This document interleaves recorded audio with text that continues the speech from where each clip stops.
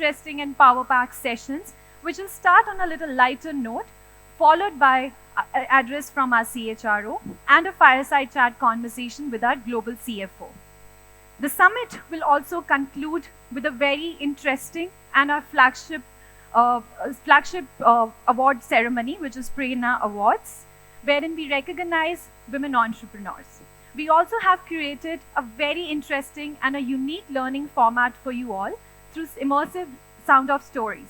So with that, I would like to welcome on stage Ms. Shikha Gupta, Director HR and DEI Schneider Electric, and Mr. Ramesh Ranjan, Vice President NHRD Bangalore Chapter, for the welcome address. Please give them a big round of applause. Before we begin with the welcome address, I would request the hotel staff to please come in for the safety briefing. Good morning, ladies and gentlemen. I am Manglu, Loss Prevention Executive of the hotel. Today I am going to brief you about the fire and life safety system and what action need to do in case of fire emergency. We have automatic hotel and public address system, which will man 24 hours and cover all area of the hotel. There is no fire drill planned for today on hearing hotel and public address system. Please do not panic. Please leave the hall through the fire exit. There are 7 fire exits in the hall. The safe and assembly point of the hotel is right next to the hotel main entrance gate. Thank you. Have a nice day. Thank you. Hello everyone, good morning. Am I audible? All right, great. My name is Shikha and my pronouns are she, her and hers. And I have with me Ramesh Ranjan. Yeah, I'm Ramesh Ranjan. Good morning everyone.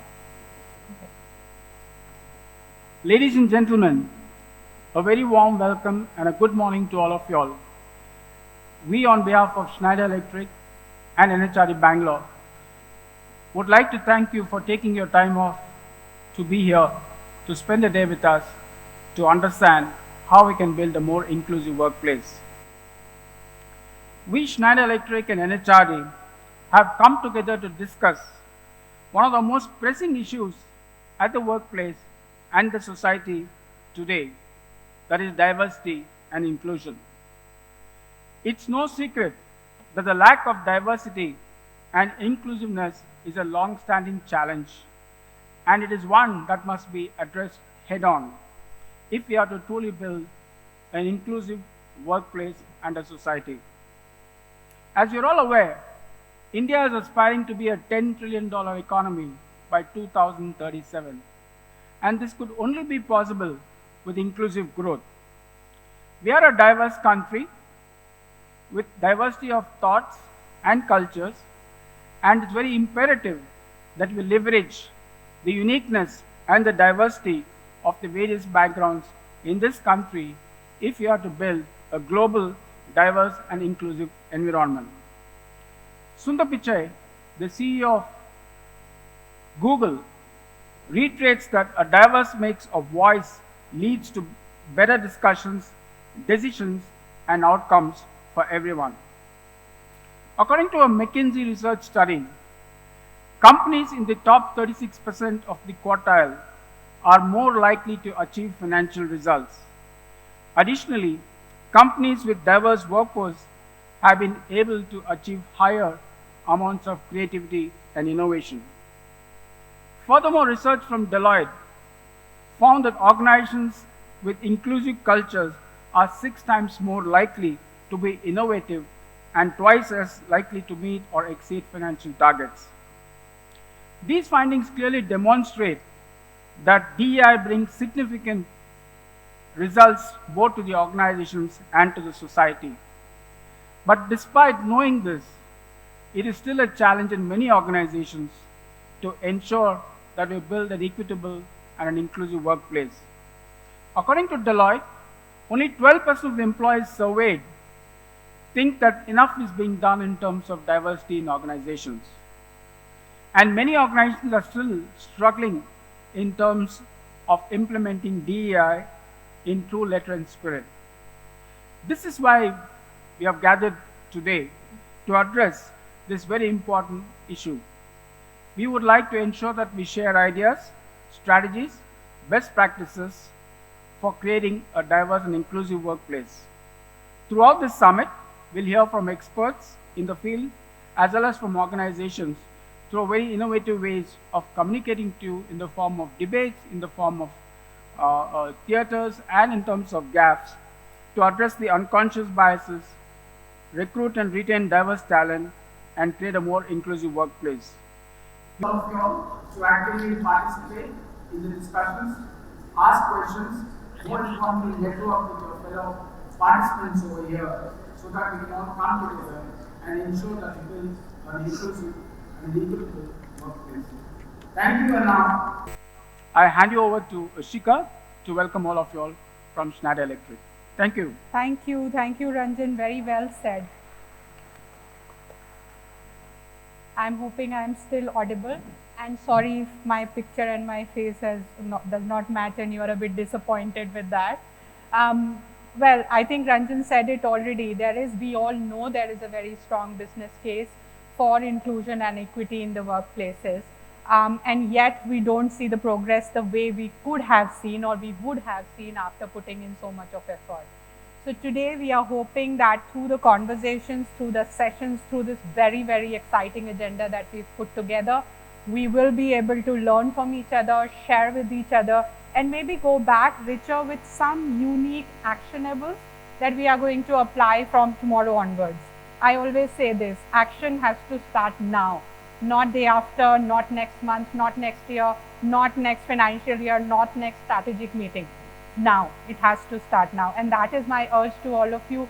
Please participate, please share, please challenge us, please challenge yourself and challenge each other to do those actions, those little actions which will come together and make sure that we have a truly equitable society and workplaces.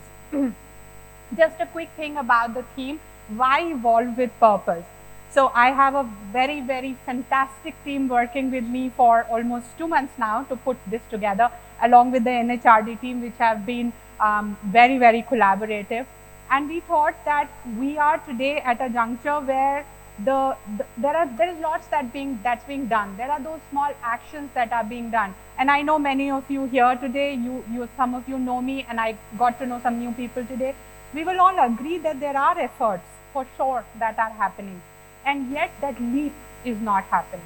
There is a purposeful evolution that is required. And our attempt today with this summit is to have those conversations, those dialogues, those sharing, which will help us evolve with purpose. And that is the context of this theme. I'm not going to take too much time because you must be wondering, okay, the introduction itself is going on and on forever. I'm going to just take a step back and tell you a bit about Schneider as well. We are an impact company. Leading with care and inclusion is a value that is embedded with us very, very deeply. We've been on this inclusion and care journey for many, many years now. At least so far as I remember, we've been on this journey. We've made some progress, we've had some learnings, and we're sure there is lots more that we can do in future. I'm going to show you a small video just to capture what all we've done so far, and then we will move on with the rest of the program. Can we have the video, please? Human beings have always been driven to evolve. We constantly seek to improve our lives, our societies, and our world. But true evolution goes beyond just technological progress. At Schneider Electric, our effort is to build a world that is sustainable and provides equal opportunity for all. We embrace people from diverse walks of life, creating a world which is equitable for everyone, and lead with inclusion and care. At Schneider Electric, we believe in a workplace driven by a greater purpose of belonging.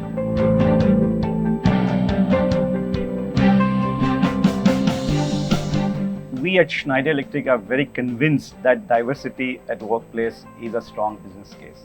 Diversity of gender, generations, regions, people with disabilities, varied background, orientation, etc. are all part of our inclusion focus in the company.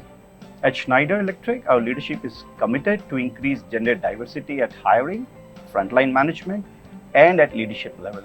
If I talk about gender diversity, we have various development programs for women like Urja for middle management, a very unique women employee networking and mentoring group called Women as Allies.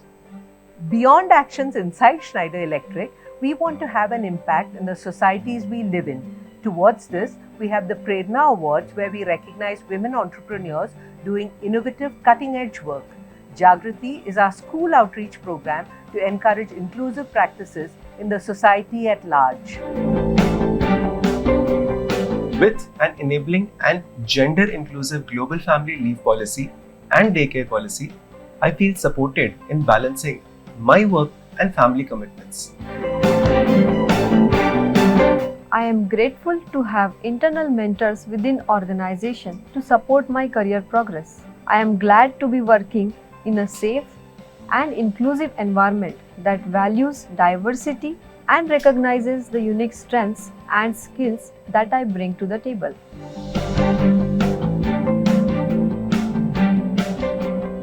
I was on a career break for close to 3 years, and as a woman looking to get back into the game, it becomes a challenging ordeal.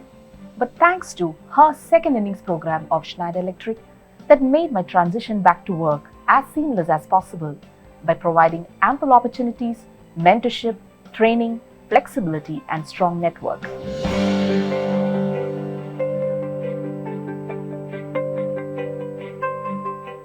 I'm a proud member of Schneider Electric India DI team leading the disability inclusion piece for India region. We are committed to raise awareness and build an inclusive work culture by educating our employees, leaders, and hiring managers about people with disabilities, and simultaneously support our own employees with disability through our Allies program.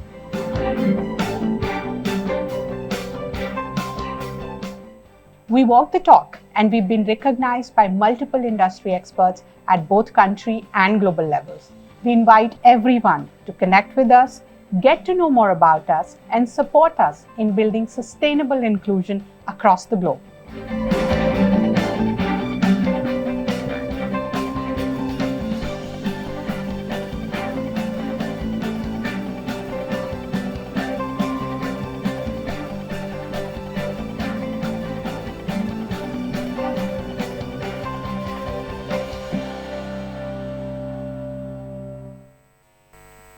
Incidentally, I just wanted to share that I'm here in two capacities. One as the Vice President of NHRD Bangalore chapter, but also as an alumni of Schneider Electric. I had the fortune of working for them for almost a decade a few years back. And I'm so happy to see the progress that they have made in terms of diversity and inclusion. And as I know that many companies do have these practices, but I strongly feel that Schneider Electric walks the talk. Thank you, Binu and the team, for having taken forward the mantle of D&I. Inclusion and diversity initiatives continues to be at the forefront for organizations and communities to create a sustainable, homogeneous workforce. But I'm sure you have many thoughts in your mind. Why are serious D&I conversations so challenging to kick off? And sometimes even more challenging to sustain? Why are they so often regarded as being steeped in the abstract and intangible, rather than being viewed as something absolute and actionable? Why do so many D&I professionals and employees alike struggle to get D&I conversations to materialize? Answer is discomfort. Oftentimes, D&I can unearth uncomfortable conversations that need to be faced head-on. So we are here to break the silence around the uncomfortable conversations, challenge and promote critical diversity and inclusion activities in our ecosystem. Without further ado, I call upon Deepa Nagarajan, who will be the moderator for the big debate session. Deepa Nagarajan comes with 29 plus years of management and education experience. She has worked as a corporate leader in multiple geographies in Fortune 500 companies. She is a best-selling author, business coach, #1 OKR specialist, and organizational design and development consultant. Let's embrace the uncomfortable together with Deepa and the panelists. Over to you, Deepa.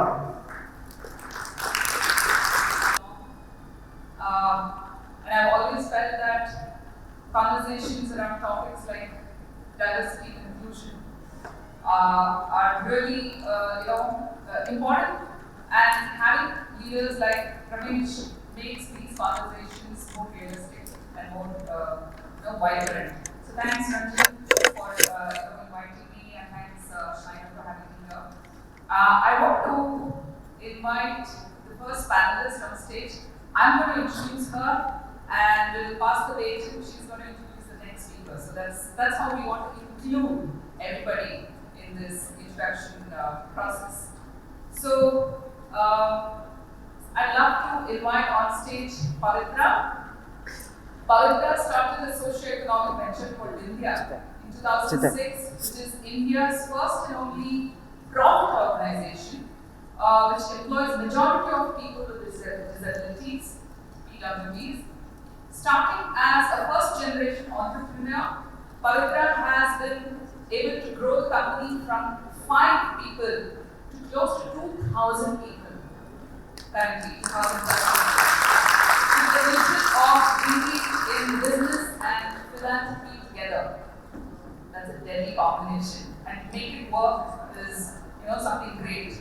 Vindhya is catering to a wide range of customers spread out across India, servicing its customers in the areas of data processing, voice processing, with a vision of employing and empowering people with disabilities, women, and people from the below poverty line families, rural and disadvantaged sections of the society.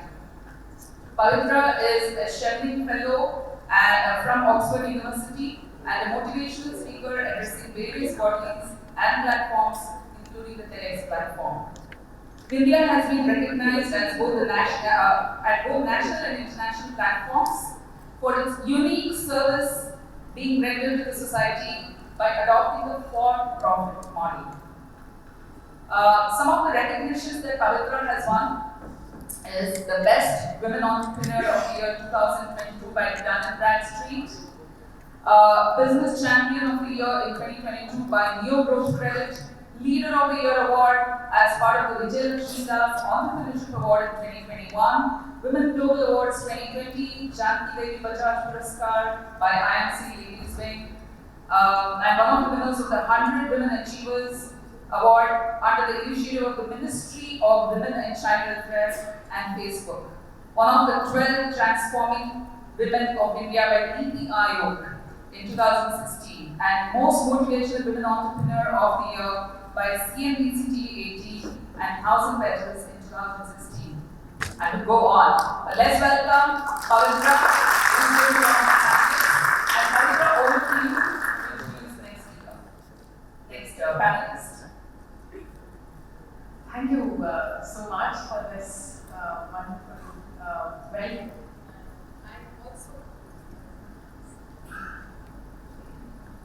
Let me also invite another amazing activist, another amazing speaker, and a great individual. Amit, can you please join us on stage? Ankit, sorry. Ankit is a TEDx speaker.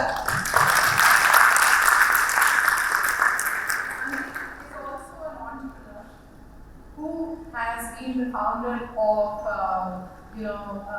Queer what is it called? Yes. Queer Hindu Alliance. Yes, Queer Hindu Alliance, and he has a decade of experience in this space in working towards the LGBT community and trying to work. He's one of the D&I champion. And it's an absolute pleasure to have Ankit here, and his conversations are extremely meaningful. We were just having few conversations just outside, and I felt that there's so much to learn from Ankit. And incidentally, he also mentioned that if you ever have any conversations or any questions on including people, inclusion, I think here is an expert. And I'm limiting my introduction because there's so much we could hear during our conversations, and welcome again. Thank you so much. Let's continue the tradition. Let me invite another wonderful person on this panel who comes with a lot of experience, 30 plus years to be precise. It is my great honor and privilege to welcome Nikhil Pathak, VP Marketing and VP of Cycle, who is passionate about diversity, equity, inclusion, sustainability, and much more. When we were having this side talk, he told me beautiful thing. When I asked him, what does diversity mean for you, Nikhil? And in one line he told me, diversity means bringing diversity of thought to the table and to the table on the planet. Thank you, and very privileged to be part of the panel with all of you. And for a change, I'm not going to introduce anyone, so we can start. Sure. I don't know, maybe we should sit closer.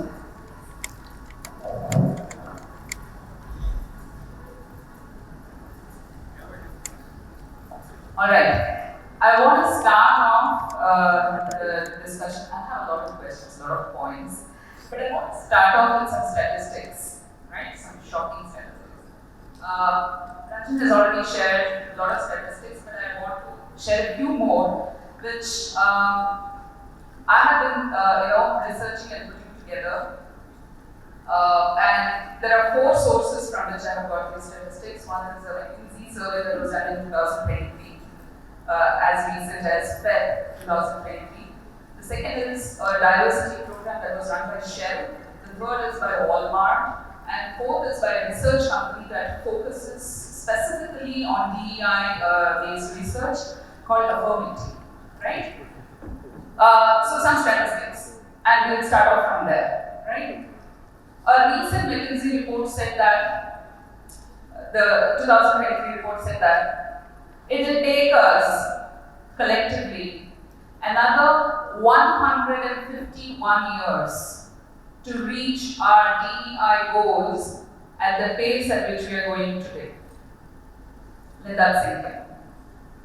Second one, according to this study by Affirmity, 12% of the organizations only integrate their DE&I initiative into their mainstream business strategies.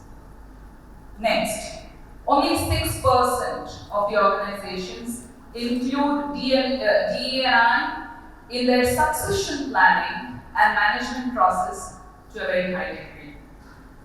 A Walmart study on DEI showed that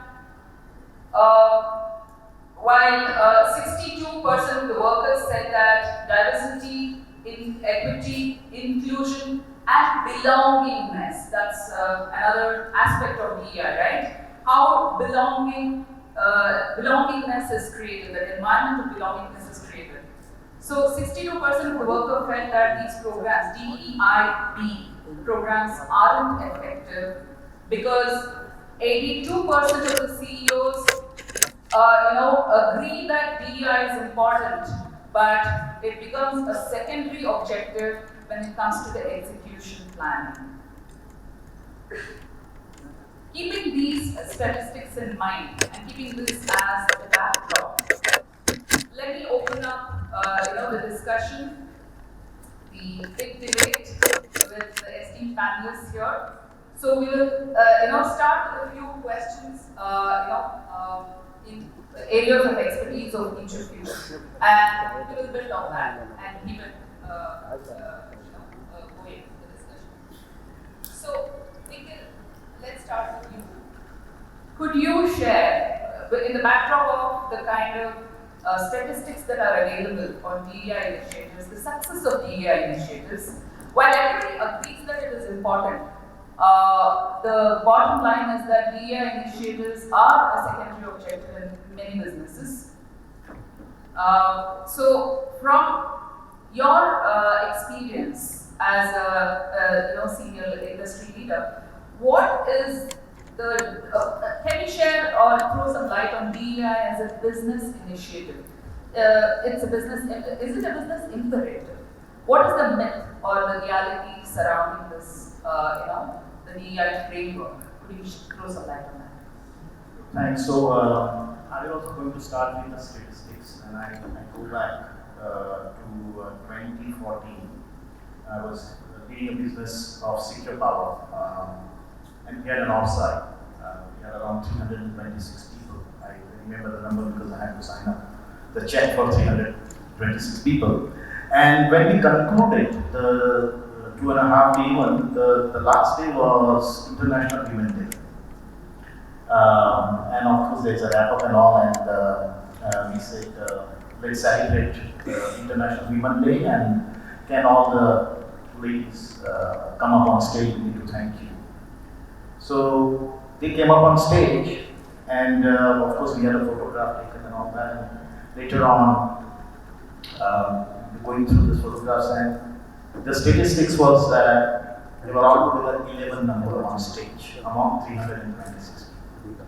And we are doing check the box of thanking them on International Women's Day. And I think that's something which is the trigger. And so we have this. I keep saying this, that it's a phase of realization that you need to undergo, that you start an initiative, but there has to be a will to start. And then obviously you see the benefits, and that gets into rolling. Today, of course, we are at a respectable diversity ratio, but we are still, I would say we are still struggling.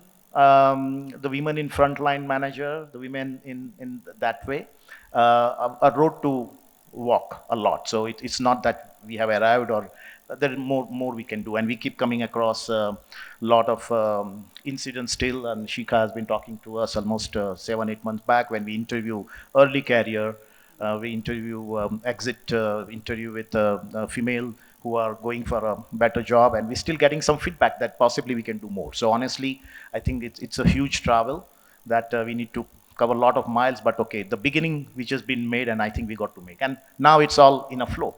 It's no longer a KPI for some of the businesses. That's what I would put it. Thanks a lot. I have a couple of more questions, which I will build on that once we have spoken to Pavitra and Ankita as well. Pavitra, to you, I want you to share with the audience, with all of us, how you have built an organization that is mainly focusing on hiring people with disabilities. So you've been able to create a for-profit organization with this business principle. So how easy or difficult was it for you to navigate this path of building this inclusive workplace, and with integrity? And what are some of the challenges that you had? What are the sensitivities that you had to keep in mind? And what was your way of building a workplace like this, which is a model for a lot of business organizations, and with 2,000 people? So I think I would start with this quote called "Ignorance is bliss." Because when I started almost 16 years ago, one, DEI was not the conversation which was very often being discussed about, and also I didn't come with the background of knowing how to work with disability, and so the unconscious bias or the conscious bias never existed. So it was just trying to create a space for all. Incidentally, what happened is my mother is a doctor, and I always have seen that there is some magic happening when a doctor just touch. There's a smile on patient's face, and a lot of our time was being spent primarily, with her. And I could never become a doctor, so I was always thinking, how do I bring in that smile aspect into a lot of lives without treating people and all of that. So when I just graduated out of college, I got married very early, and I was already a mother and all of that. Then I said, okay, let me try something, what I want to do, and not just, create a space or join the space which is already being there. During that conversation only, we saw a person with disability crossing a road, and that's when we felt, why not we include? And we started looking at this community, and the amount of understanding I had, which today is a challenge probably for a lot of us, is we had a big banner in front of our office which said, people with only physical, 16 years ago it was physically handicapped. Physically handicapped people can apply for a job. And that was a banner which actually was there in front of our office. And my office was in first floor, no lift and no ramp. Absolute bliss, right? And people actually started calling me, and first thing is they asked, "Are you a person with disability?" I said, "My disability is not seen, but yes." Then people who could walk came. My fourth or fifth candidate was actually on wheelchair. That's when it hit me hard and said, "Oh, okay, disability is also with person who's sitting on a wheelchair," which I didn't realize. Then I actually had this conversation and I said, "I'm so sorry. I can't take you today to my office because it is in first floor," and all of these things. Then he beautifully put it across to me saying that, "Ma'am, can we, sit and have a conversation? It is my interview and I don't want you to panic." And I said, "Yeah." And he said, "You said stairs? Okay, we'll climb the stairs together and then we'll have the conversation." So we did. And we actually, reached office and we said, "Ma'am, give me an opportunity for an interview." That's when I said, "I would love to give you an opportunity, but my problem is this, you realize this," which is what I think I want to be here to kind of show the world that if you think that is a 5 minute of my struggle, you're taking away my 9 hours of dignity and respect. So kindly give me this opportunity to get interviewed and not just a job. I mean, only after an interview I'll take this job. That's when, it opened doors, rather the mind's doors, which is always, with perceptions that people like this can work, cannot work, and all of that. We just said, we're going to accept people as what they are. And that's when we started working with people with hearing impairment. Hearing impairment, again, a similar experience, absolutely no idea about the language and all of that. Conversation on a piece of paper. And she again put it across saying that, "You kind of give me this job, I'll teach you my language and you teach me your job." And that was an exchange. So my journey actually started by just accepting people, trying, and one policy which I continue to follow is, don't assume, please ask. And that's what we've done, even for the larger group of people, even if we are 2,000 or 20,000 people. I think that's one policy which has really helped us to kind of include people with different backgrounds and different disabilities. And it has been very, very simple because we know what they want and we've been able to kind of provide that. And that's how it is. Thank you so much for those insights, Pavitra. I have a few more points that I would come back to you for in inputs. If we can bring another dimension of DEI by, posing certain questions for Ankit. If you can, Ankit, share some perspective around the lack of representation, the psychological safety, and the inclusive ecosystem at workplace. What is the challenge currently and how do we address that, especially for people in the underrepresented communities? What are your thoughts on that, Ankit? Hello. Thank you for that wonderful question. Let me answer this question by a small activity of 10 seconds, okay? All of you are here for a conversation on diversity, equity, inclusion. Please raise your hand if your company has an active D&I policy. Okay, thank you. I see most of you have raised your hand. Second question. Please raise your hand if your company actively talks about which kind of diversity they are addressing. What I mean by that is, we as a company do not discriminate in our policy and practices based on your gender, diverse gender identity, sexual orientation, specifically, apart from all other diversity. Okay, few less hands than the earlier one. Now the third and a very critical question. When all of you added that, first of all, congratulations on adding the specific terminology, diverse gender identity and sexual orientation on your D&I policy. Grateful. Third and critical question. How many of you have done top to bottom organizational workshops and conversation with all the people and stakeholders, especially within your office premises, on diverse gender identity and orientation after adding that words? That's the problem. Because you asked during the pre-call, right? We wanted to have some difficult conversation. Absolutely. Here it is. Let me give you an example. There's this financial company, and I'm doing the work of D&I with them for past 5 to 6 years now. Wonderful company, financial company. And each year during the Pride Month, during the I. International Day on against homophobia and transphobia, they invite me. First 2 years, I went to their premises in a proper blazer and things like that. Of course, in my fabulous colors like this, but in a proper men clothes. No problem. I went there, gave a talk, interacted with the employees.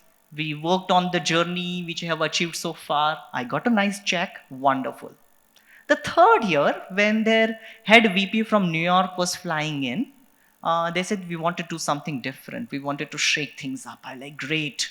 What did I do to shake things up? I wore a nice kurta instead of a blazer, and I wore a nice necklace on it. Very heavy necklace. As I entered the premises, the watchman out there was really confused that am I really invited for this event or not? Because I was not wearing a proper business clothes. And then I'm identifying myself as a man, but wearing necklace. Fortunately, I was able to get in and have this conversation. So, reason to share this example is because all of us need to reflect that our D&I policy, where it is lying, where it is sleeping, and where it is being active. And if it is active, at which level of the organization it is being active. D&I policy cannot be limited to your boardrooms, or as Nikhil rightly pointed out, towards doing the check mark or tick mark. It needs to be among all the verticals of the organization. I know it is difficult, but we need to do the work. And coming and to addressing your second question on what is diversity and how do we address that? Look, we are sitting in Bengaluru, in southern India. If I travel 100 kilometers from Bengaluru, the sambar making recipe and a dosa making recipe would be completely different than what I'll get it in Bengaluru, right? Today I tweeted a dosa picture from a breakfast on Twitter and somebody tweeted, oh, I think you are in Bangalore, right? I asked this person, how do you know? It's the color of sambar. It tells me that you are in Bangalore. The reason to share this is that, look, we as Indian are ingrained with diversity and inclusion. We don't need to get a language of diversity and inclusion from a West, right? A land where in every 100 kilometers or even maybe 50 kilometers, the color of sambar changes, do not need to learn about diversity and inclusion. But what we really need to learn about the difficult conversation, how do I bring this diversity and inclusion which existed outside my safe space, within my space, within my home, within my office, within the space, wherein I acknowledge that everybody are like me. So that is the difficult conversation we need to have. And I hope with this conversation and events like this, we can lead to this conversation ahead. Thanks a lot, Ankit. Again, there'll be a couple of follow-up questions that I would like you to share your insights on. Nikhil, if I can come back to you. You shared about some of the things that you have done as an organization in Schneider. As a business leader, could you share what's your perspective as to what other businesses outside are doing for us to be able to create this as a policy, across organizations, because DEI is a language that needs to be spoken commonly in. I would like your insights also on that, Ankit. But it is a societal and personal conversation. It stems from our personal beliefs. So how do you bring this into the business perspective? What is it that you feel businesses should do specifically where they're currently lacking? So I think I'm going to trigger something for the uncomfortable situation. Absolutely. Or a debate, right? Yes. And once again, we were discussing the policy and communication across organization. Obviously, we can do more, but that's something which is within our control.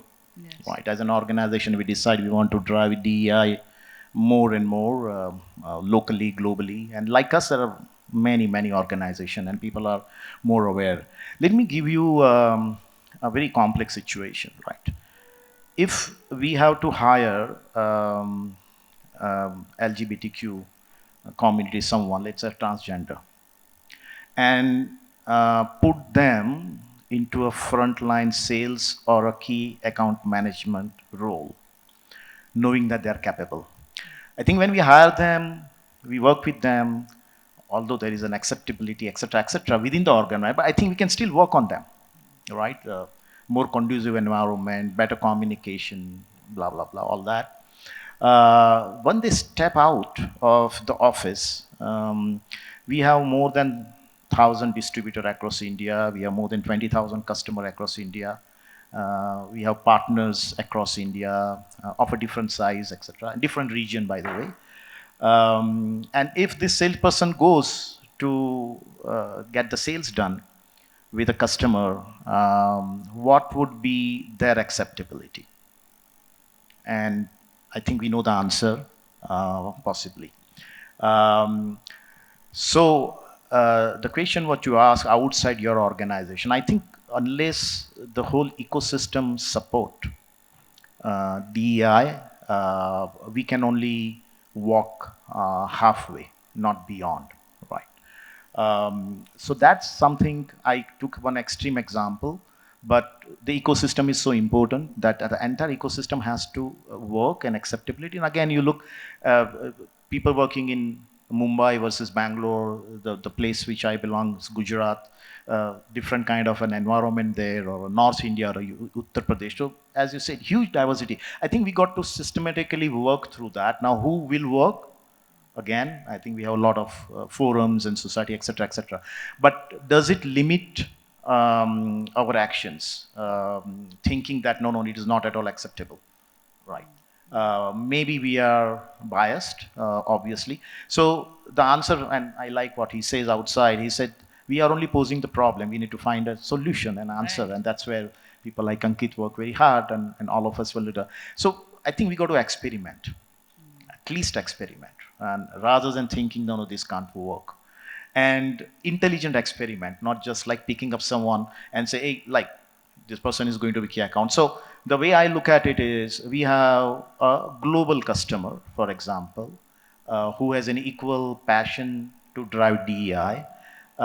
Maybe we can write that, look, we have hired a blah, blah, blah person. He has been assigned your account, and then very good and one of the most potential, and create that awareness even before the person goes and meet the customer, right? And then the acceptability increases.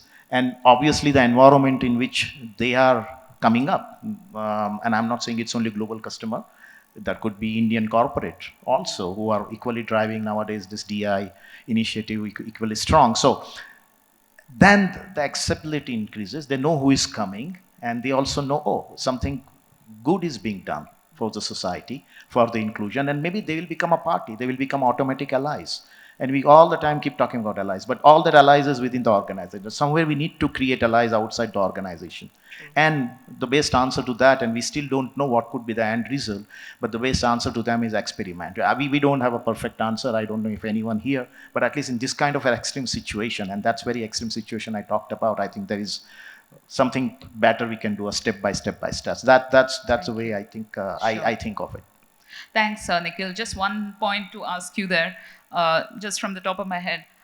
So, do you feel that a situation like the pandemic, the COVID that we all, experienced, which moved a lot of work to the remote kind of, concept, do you think this kind of the change in our way of working makes it easier to push the agenda? So the question is, do we need a pandemic to be more diverse? But the question is, did it impact how you were able to push forward the DEI agenda? Any insight you can share on that? The answer is yes, it has helped, because COVID has taught us so many things, and we have started thinking differently, that what can be done differently, which earlier we could never think, right? I would say the real difference, and I kind of some point of time challenge ourselves that yes, positively it is impacted, but what's the end game we want to do it?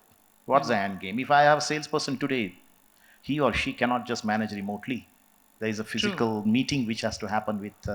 We have in India a big debate which is going on all the way, and I don't want to comment, which is sub judice, and as a company representative, but Supreme Court is deciding about good news from Sri Lanka yesterday, which I heard that they've already approved. Legalize, few things. So what I'm saying is that yes, it has improved, and then we can take advantage of the situation. But the end game, what we should think is much bigger, and that's where again the whole ecosystem has to come together to make it happen. Thanks, Nikhil. Pavitra, you mentioned about a point on unconscious bias and the conscious bias. Could you throw a little more light on that, number one? Number two, an extension of that, how did you manage, because it's not just you who has to take the DEI story forward in your company. Yours is a big organization. How did you ensure that your teams also speak the same DEI language, and how are you able to impact or influence their perceptions, the conscious and unconscious bias? So at Vindhya, what we did, or rather what is required, is both changes at a behavioral and a structural level, which actually made a lot of difference. From a behavioral standpoint, like the unconscious bias, right? You get a resume of, of a person with visual impairment, for example. And you suddenly realize that, oh, this cannot happen, and you say that, okay, maybe we will look at it later. But as a process, what I did, I was part of the rejection committee, and I was heading this committee and saying that I'm going to review only those profiles which are being rejected by our HR team, which actually gave in a lot of inputs, and the bias actually started reducing, because they were actually coming across things where they started asking questions. My CRM is like this, my tool is like this. I don't know whether a person with visual impairment can work. Then we said, okay, we'll ensure that we start any process, there is an accessibility testing which is done, so that it is suitable for anybody and everybody who want to be on this project. So that kind of gave in a lot of confidence to people, and today we have a lot of them who are at different projects who are trying to work. Even structurally, what we did as a process, we ensured that at all levels, I think today we have up to managerial level, those are people who have internally grown and not lateral hiring.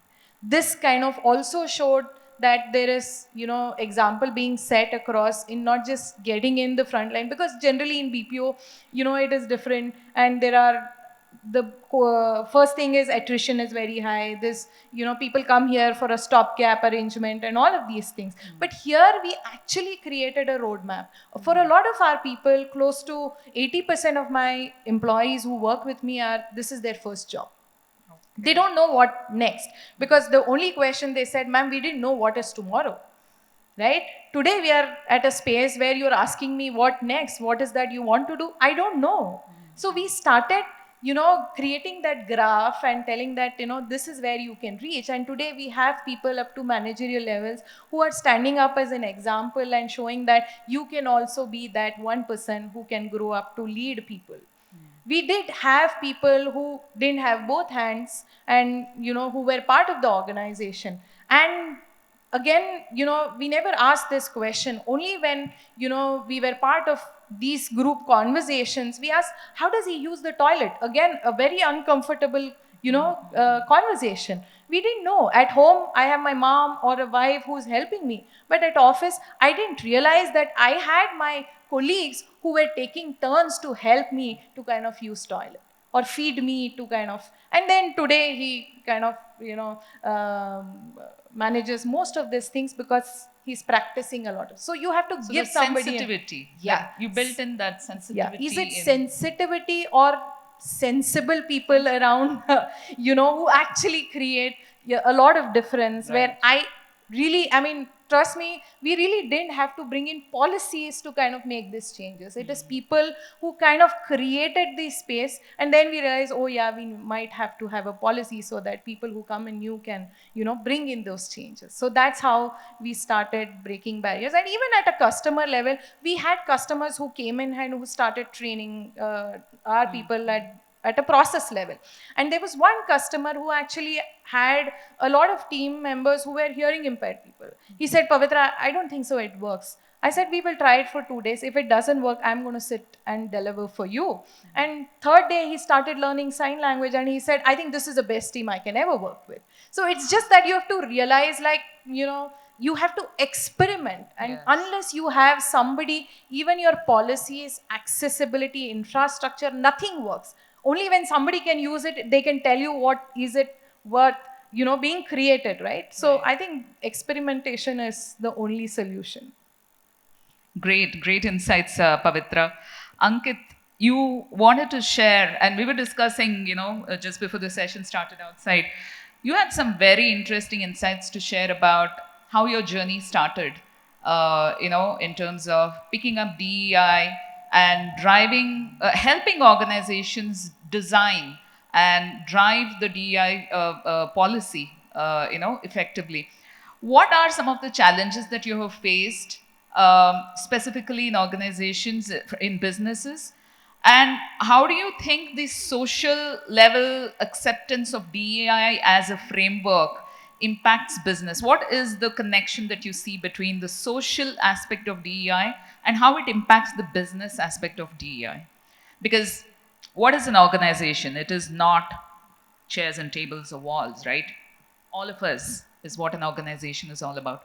So how does the individual or the social level, you know, understanding of DEI as a practice impact how, you know, businesses adopt this? So what are the challenges and what is your take on that? Okay, so let me talk about the challenges first. And I'm a person who will not only talk about challenges, but also solutions. Look, so when I started the journey of diversity, equity, inclusion within the business world, this was not a buzzword at that time. And it was quite struggling. But I was convinced enough that by talking about D&I, we are bringing value to the business. So when I approach businesses, my language is different than I will be approaching, say, people from social sector, right? We need to really understand one thing, that many times rejection in our life from people around us come from the reason we do not speak the language the person understands. When I say language, I do not mean Hindi, Gujarati, Marathi, Kannada, but which language this person will understand. So when I'm sitting in front of business leaders, I will use the language of money which they understand. Money, money, money, I love so much in my tummy. So ROI language is what we use when business leader like Nikhil is in front of me in a blazer. But when a family is in front of me, when a mother is telling that, you know, how do I accept my child being gay or lesbian? I'll not talk about ROI, I'll talk about the language of love. If somebody is understanding the language of law, I'll use that. If somebody understands the language of culture and history, I'll use that. If somebody understands the language of legal framework, I'll use that. That look, even Supreme Court had decriminalized homosexuality in 2018, and you are here, you are talking about it. So that is one, right? We need to really understand the language. Second, is many times the challenges comes with the people who are speaking. Who are the stakeholders who are speaking this language? You may get a language perfectly fine. I can train you in the language, but I cannot teach you how to deliver on that language. So that's why you need people with the lived experience talking about diversity, equity, inclusion. You really cannot have, a diversity panel without a single woman on a panel. You really cannot talk about LGBT conversation in your company without having a single out and proud queer person on your table. The same company was telling me, Ankit, we are having this ERG group on LGBT rights, but yaar, hamare paas na sirf 15 log hi out of my 2,500 employee set.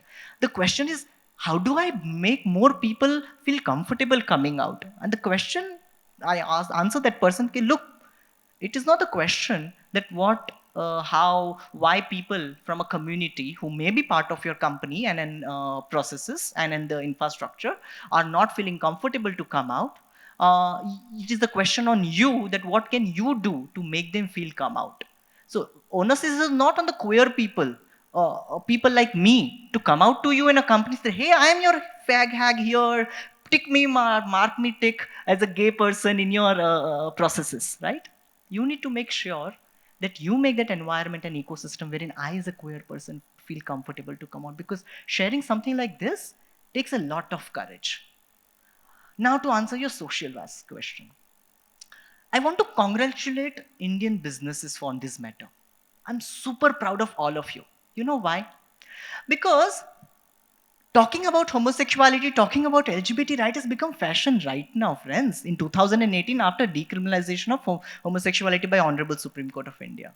But there were Indian companies, over 100-year-old Indian companies like Godrej, like Mahindra, like Tata's, which talked about LGBT conversation when it was not decriminalized. Please give a clap to these companies. And I deliberately did not use any multinational example here. These are the Desi Indian companies, over 100-year-old, living in our houses. If they can find a courage to talk about diversity, equity, inclusion, why can't you and me? And now that we are in the phase wherein we are talking about marriage equality, companies, good morning. If you can make that change, you do not need to recognize same-sex marriage because it may not be legal yet, but you can definitely acknowledge in your policies saying that we encourages all kind of relationship, including same-gender partnership. So all the benefit you might be giving to the straight heterosexual couples, you can give to the LGBT community as well. This way, you can put a pressure on your insurance provider that, hey, I am giving you a business of 500 insurance every year. I will give you this business only if you can also recognize my same gender employees, same gender relationship employees as the family, just the way you would be covering on a heterosexual person. Last but not the least. Last week, I'm in between jobs and I am looking out for opportunity within the CSR. I applied at one company. I get a call, first call, of course, your junior level HR person would call. Wonderful conversation. At the last, I asked her that, do you have diversity, equity, inclusion policy in place? Oh, yes, we are. Because I said, look, I am out and proud gay right activist. I cannot hide my identity. And I would only able to work for a company which recognizes my identity so that I can bring my full self to work. There was no second call after that. I don't know why. Of course, I may not be capable enough to their standards. But this is the experience even today a lot of people have to go through. So I'm really glad, Pavitra, when you shared that you have a committee which looks after rejected profiles, right? Because if you do not recognize diversity, equity, inclusion from all aspects of your business processes, all the way from recruitment to your watchmen, we are really not doing enough. Fantastic insights. Thanks for that, Ankit. And like you said, the practice of reviewing the rejected, it starts from her, the leader, right? Which brings me to the next point. Nikhil, this is for you.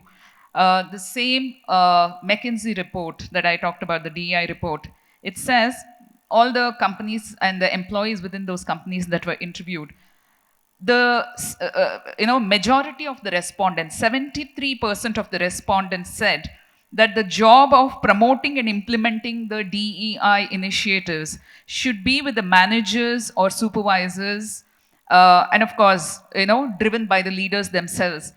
And only 16% of the respondents said that the task should be left with the human resources department. What is your take on that? Is this why in many organizations is DEI an HR initiative when it's a business imperative?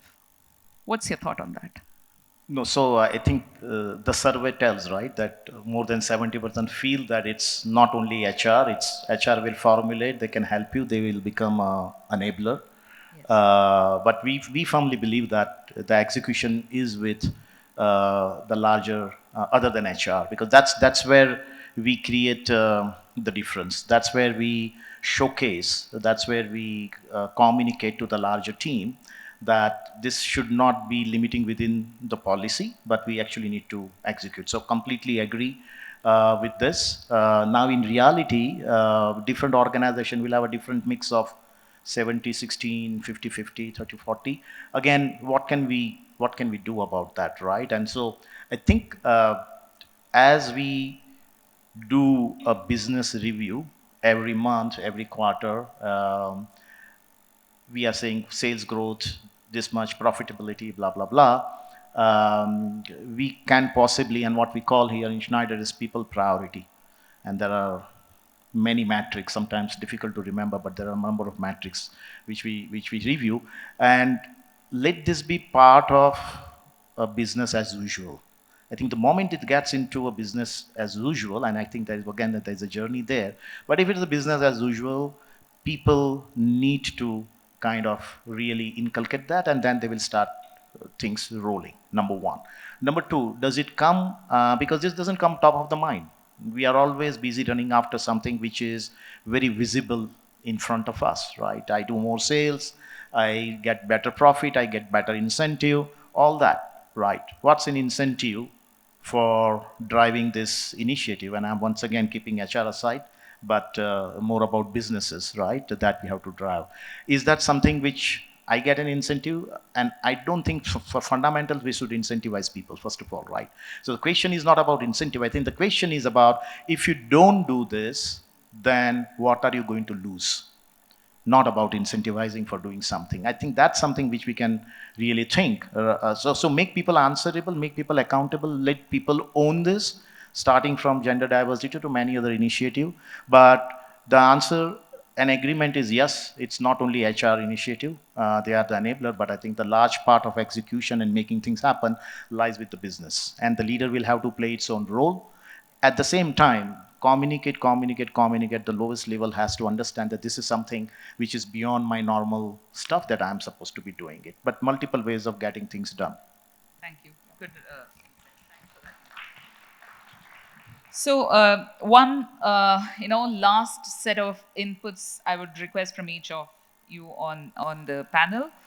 What are some of the specific things that organizations can do in terms of the policy level and the execution level, both in three areas? I would pick three areas in terms of hiring, in terms of leadership development, in terms of mentoring and developing the language, like Ankit was saying, the language of DEI in the organization. What are some of the specific actionables that organizations can pick up and execute on them, say, from today?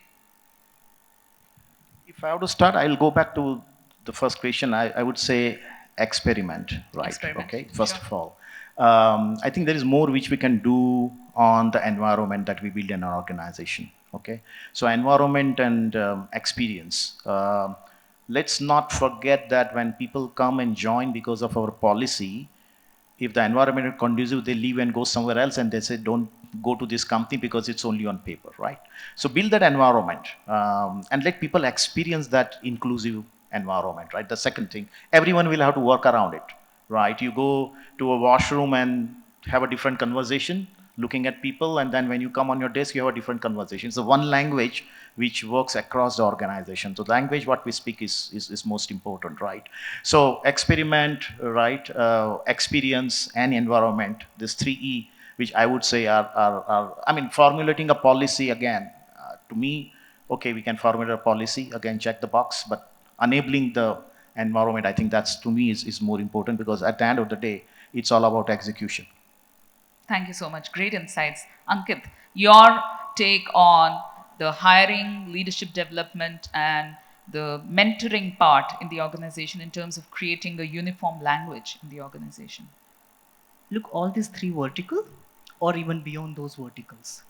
Let me give a very simple test for you to reflect as a business leader. And if you can apply that, all of this will fall under its place. The English, or sorry, Hindi or Sanskrit word for this is called as artha, right? Artha, within the four purusharthas, artha means, of course, the wealth generation. So what you give to your employees is the salary, that is artha. But artha also has a second meaning, that is meaning, right? Iska arth kya hai? Iska meaning kya hai? So what are you able to generate a value or a meaning to that employee? So one is, of course, the tangibles, saguna, which is the salary, but the nirguna. Is that person being valued enough? Is that person getting that artha purushartha along with the salary, the saguna, along with that the nirguna? That am I being valued? Am I being respected for being different within this premises? And it needs to go beyond the policy. It needs to go beyond the boardroom. The conversation you are having on your lunch table or during your coffee table breaks or other any kind of breaks, right? Smoking breaks. During that, if a heterosexual person is able to speak about his or her wife or their partner, the same way can I talk about my partner? Can I also share about the way you are complaining or talking about dropping your child to school and things like that? Can I also say that, hey, even I want to adopt a girl child one day. I want to name her Katha and she's going to be doing all of these things. Can I share my dream as well during that lunch table, right? And that's the connection would happen. So I think reflecting on Saguna along with the Nirguna aspect of value generation, the Artha creation will help us find that way. Thanks a lot, Ankit. Few last words from you, Pavitra. I think I also echo what both of them mentioned. It's just that it should extend to everything. For example, if I'm saying I'm hiring people with disabilities, from a notice board to my cafeteria to toilets and my training rooms and the operational floors, everything has to be inclusive. For example, do we have braille notice boards? Yes. Is that a difference? Yes. So you're really respecting and valuing the person who actually welcomed into the family of business, whatever, right? I think that is the most important thing, I would say. Thank you so much for sharing your, nuggets of thoughts and wisdom about this very important topic. I'm sure there are a lot of questions which the audience may have for the panelists. I just want to close with 3 points. For DEI and B, belongingness, let's also start talking about belongingness, right? That's something that organizations are speaking about. For DEI-B to work, it should be a primary objective in the organization and not a secondary objective. And when I talk about objectives, I'm talking about specific metrics around these objectives, right? It should be KPI driven. You should use management models like OKRs, objectives and key results around DEI, and it should not be subjective, right? That's one important measure that organizations are taking. Second, currently, DEI is not a measurable objective for many organizations. It's a globule, right? It's one globule, right? So make it a measurable objective in your organization. And third, is it a priority? So in Eisenhower's prioritization matrix, there is something called important and urgent. The problem with DEI is that it is considered important, but not urgent. So can we move the DEI framework to the important and urgent quadrant of the Eisenhower matrix? Only then it will start garnering the interest and the attention of the key leaders in the organization. So with that, I would like to actually thank each of the leaders here on this stage for the wonderful insights that they shared. And let's have some questions. If anyone has any questions for the panelists, please, feel free to ask them. And let's pick their brains a little more. Any questions?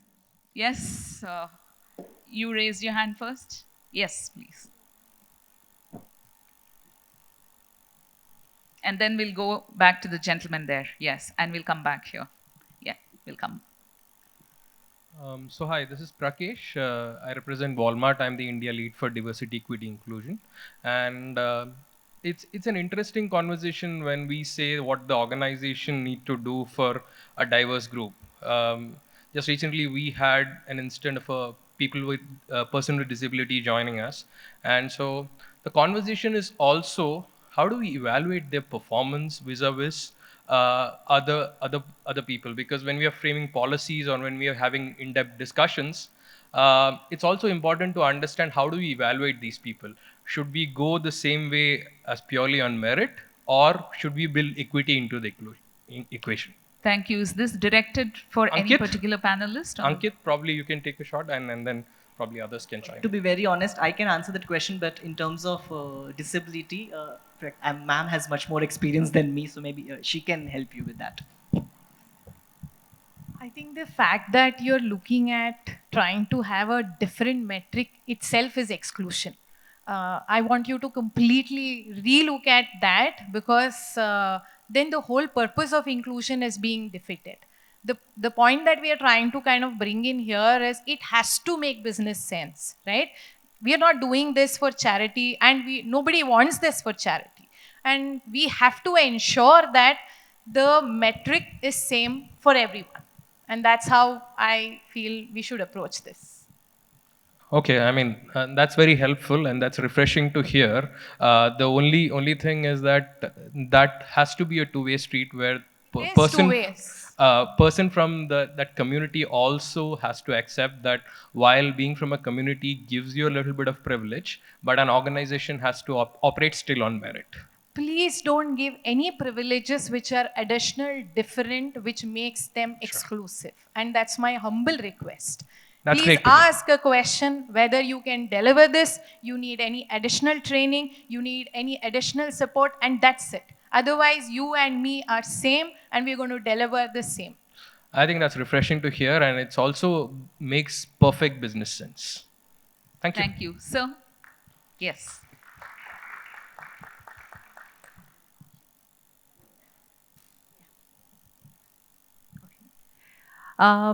Good morning, great panel discussion. My name is Sri Lakshmi. I'm from Aviva, India, and I'm part of the DI initiative within our organization. My question is basically to Ankit. Ankit, the great insights. So you actually, in your conversation, in your thoughts, you actually made a point. Today, this whole LGBTQ has probably become a fashion.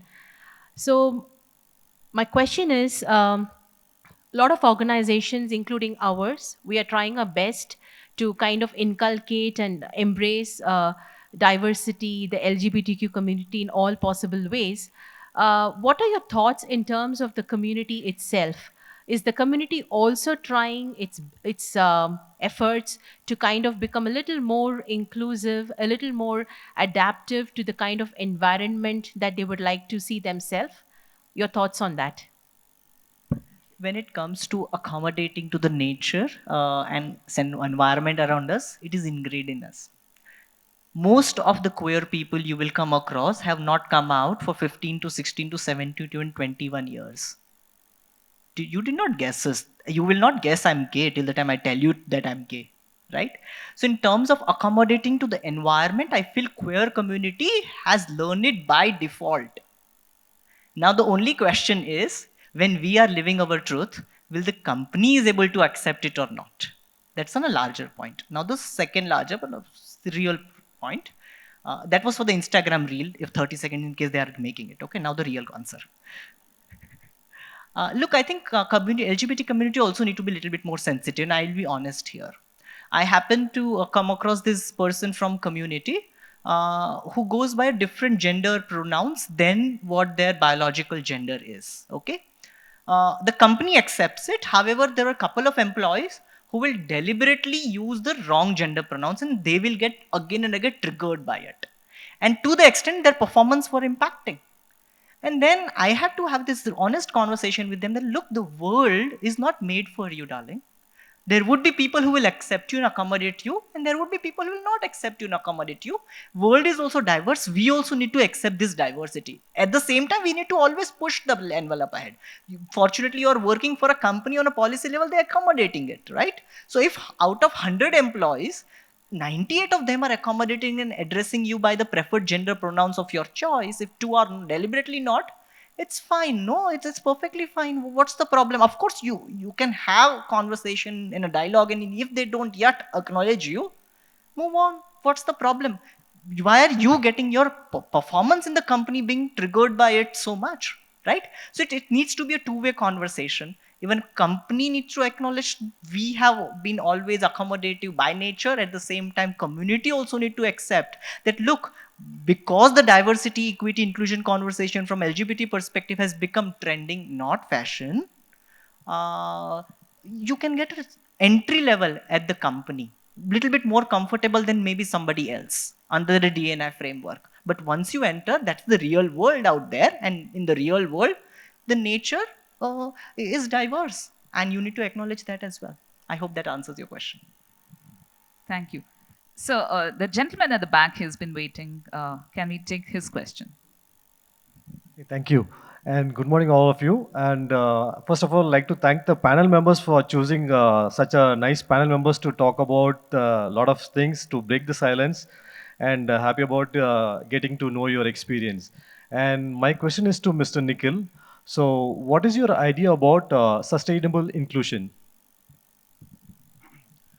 Yeah, I think no straightforward or one thing for sustainable inclusion. Again, I will go back that, and I agree with Pavitra. First of all, that the moment you try to create something special in terms of the performance selection and making people realize, actually it works other way around, that, oh, we are not equal. So first and most important is equality.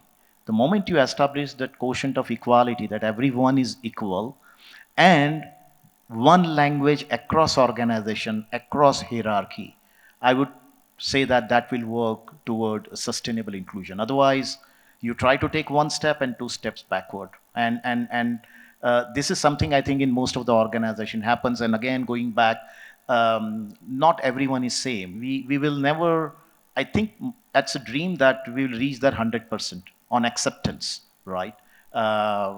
We have a difference of opinion in our own home. We have a different thought process with our kids and our spouse, etc., etc. I mean, why we accept there and we don't accept over here, right? So acceptability, which has to be driven. So I think the organization will have to work towards larger acceptability, more communication, and across the hierarchy, and not limiting to HR or not limiting only to the leaders, where everyone will speak the same language or same acceptability. The inclusion will become more sustainable in an organization. And every organization, different maturity curve, I think, but it is achievable. That's much achievable. 90% of people think right. I think we are there. I don't know which answer your question. Yeah, sure. Thank you. I agree with it. Great insights, Nikhil. Ashwin, how many, do we have time for another question? One last question? Take one last question, Deepa, and Okay. then we'll wrap up in the interest of time. All right, thank you. Yes. I have a question to Ankit. Sure. Ankit, I was inspired by your motivational talks. So I have a question to you. Like you told, we need to have a conversation with everyone. So, and I have like, how can we move this conversation to working class people, rural population, and even a general population, and and when there is a heteronormative culture is prominent in society, how can you have a talk about the same partnership relationship? And it is a very taboo. Still, it is a taboo. We can't talk about it. So how can you On 11th of December 2013, Honorable Supreme Court of India gave its judgment on IPC 377 recriminalizing homosexuality. In 2009, Delhi High Court decriminalized it. Again, it was recriminalized. So we were forced to go back in the closet. I was not out at that time, and I was at Humsafar Trust, which is one of the premier primary LGBT organization of the country. At 11 o'clock, the Supreme Court judgment comes in. At Humsafar Trust Hall, there were two set of people. One were from the community who wanted to be with each other in the solidarity, whichever way the judgment goes. But second set of people were of different media houses with so many news channel cameras and TV mics. The number of media I've never seen in my life together. They all were looking out as the judgment comes in to be on a panel discussion. Now all the known LGBT rights activists were busy with the 5-star news channels, BBC, CNN, NDTV, Star News at that time and all that. But remember, India is a country where in multiple languages, over 140 news channel 24/7. They were looking for more people. They were looking, is there anybody who can talk in Hindi? Is there anybody who can talk in Gujarati and have a conversation on LGBT rights in today's judgment? I said, okay, why not? I was not out. So there are, in a coming out theories, people say that there are circles of coming out. The first circle is you come out to your best friend. The second circle, you come out to your cousin. The third circle, you come out to your family. And fourth circle, and ninth circle, you come out to the whole world. ये कुछ मेरे में नहीं हुआ. I just came out directly from the national news channels. From 11:30 a.m. to 7:30 p.m., I was on a news channel after news channel after news channel talking in Hindi, Marathi, Gujarati that how the Honorable Supreme Court of India has by recriminalizing me, taken away the fundamental right promised to me in the Constitution. 7:30, the Supreme Court uploads its judgment. Okay, the judgment came in the morning, which side is winning, but the fine print, the PDF gets uploaded on a Supreme Court's website at 7:30 p.m. I'm sitting in a cabin of Pallav Patankar, then program director at Humsafar Trust, has much more experience in activism than me. I asked Pallav, Pallav, how can we bring a change in a society? And the answer Pallav gave me really changed my way of looking at the conversation of social change. He told me, Ankit, what you did since morning, that was good. But that will make you an activist known to the community and people around you. That will be like, okay, like you are on a news channel, somebody is uncomfortable with this conversation, your voice can be changed on a click of a remote control. Then I asked Pallav, how do I make sure that our voice cannot be changed by a remote control button? Then he told me, Ankit, you need to reach out to public directly. 8 p.m. the same day, I take a train back from Kurla station to Dombivli where I stay. In case somebody is unaware, Mumbai local train. I had press releases of that day with me, which talks about how we as a community are disappointed. I take a train from Kurla station and I stand between crowded local Mumbai train.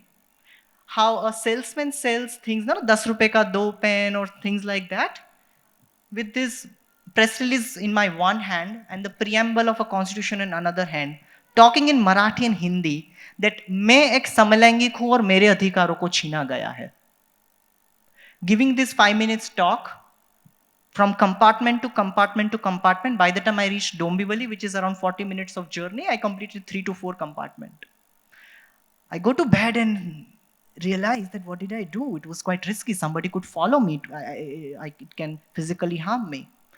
But then another thought came to my mind saying that, hey, if I want to really bring a change in a society, I need to continue this. I was working for a company. I left that company. I take a train to Valsad in an unreserved compartment and did the same thing in Gujarati. This journey continued for 5 months, around 500 such public talks in Tier 2, Tier 3 and villages in Gujarat, Rajasthan, Maharashtra, some parts of Karnataka and Delhi NCR. And one thing I learned, and that's where your answer is, that we need to reach out to people directly in the language they understand without having any kind of pre-biased notions that we need to be accepted. No, we are here to converse. And one thing I learned from this experience is that homophobia of India is not a homophobia of hate. Hate is something, you know something and you decide that I reject this after knowing it. Homophobia of India is not such homophobia of hate, but homophobia of India is a homophobia of ignorance. Most people do not accept LGBT community not because they hate them, just they have never seen it. 60 years ago, women going out and working was considered as taboo. How did we change that conversation? By storytelling. Somebody in the theater area, in the storytelling, in the novels, saying that, hey, women can go out and work. Slowly and steadily, somebody we know in extended family, in our society, gave an example in Bollywood movie that, hey, women can go out and work. Come closer. Then somebody in our neighborhood started going out and working as a woman full time. And then it came to a point wherein in Gujaratis, right now if you're heterosexual and you're getting married, if you are a woman not earning, probability of you getting married is much less, right? So if you say I'm a housewife completely, tamara lagan thawano thodu mushkil chhe, right? How did this change happen? By more and more example coming closer to our home. So when we will have LGBT people claiming their reality in society coming closer and closer and closer and closer, from movies to theaters to our neighborhood and to our home, I think we will have our answer there. I hope that answers your question. Sorry for such a long question. Thank you, everyone. I think you'll probably get an opportunity to, interact with them, during the breaks. So I would personally like to thank each one of you for sharing so much of insights. I've learned a lot today. I'll be taking home a lot of insights. So thank you, everyone, for this. And thanks, Ashwin, and the team that put this debate together. Thanks. Thank you so much to all the panelists. A big round of applause for them. I would request you to please stay on stage. Thanks for such a wonderful conversation and insightful sharing. Nikhil, we would like you to be on stage, please. Yes. So I would like to invite Ramesh Ranjan to come on the stage, please, and give a token of appreciation to all our panelists.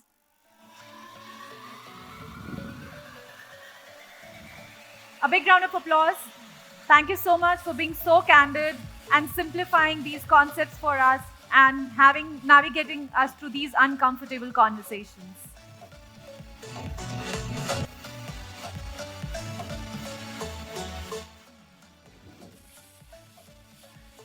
Can we do the inclusive claps, please? Thank you.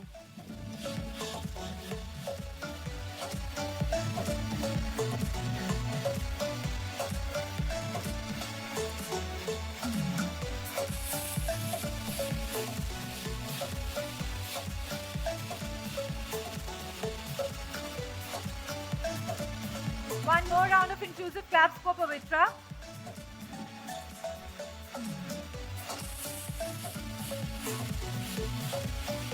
And thank you, Deepa, for wonderfully moderating this conversation, for asking those uncomfortable questions for us. Thank you, everyone. And thank you, Ramesh. Okay, with that, now we'll break for lunch. And I request you all to please come back by 1:10 p.m. so that we can begin with our next segment. Thank you, everyone. The lunch is served. Thank you. A big round of applause for him, everyone. Thank you, Shamik, for being here and making us laugh and saying all the jokes which we didn't approve, but we liked it. So big round of applause for Shamik, everyone.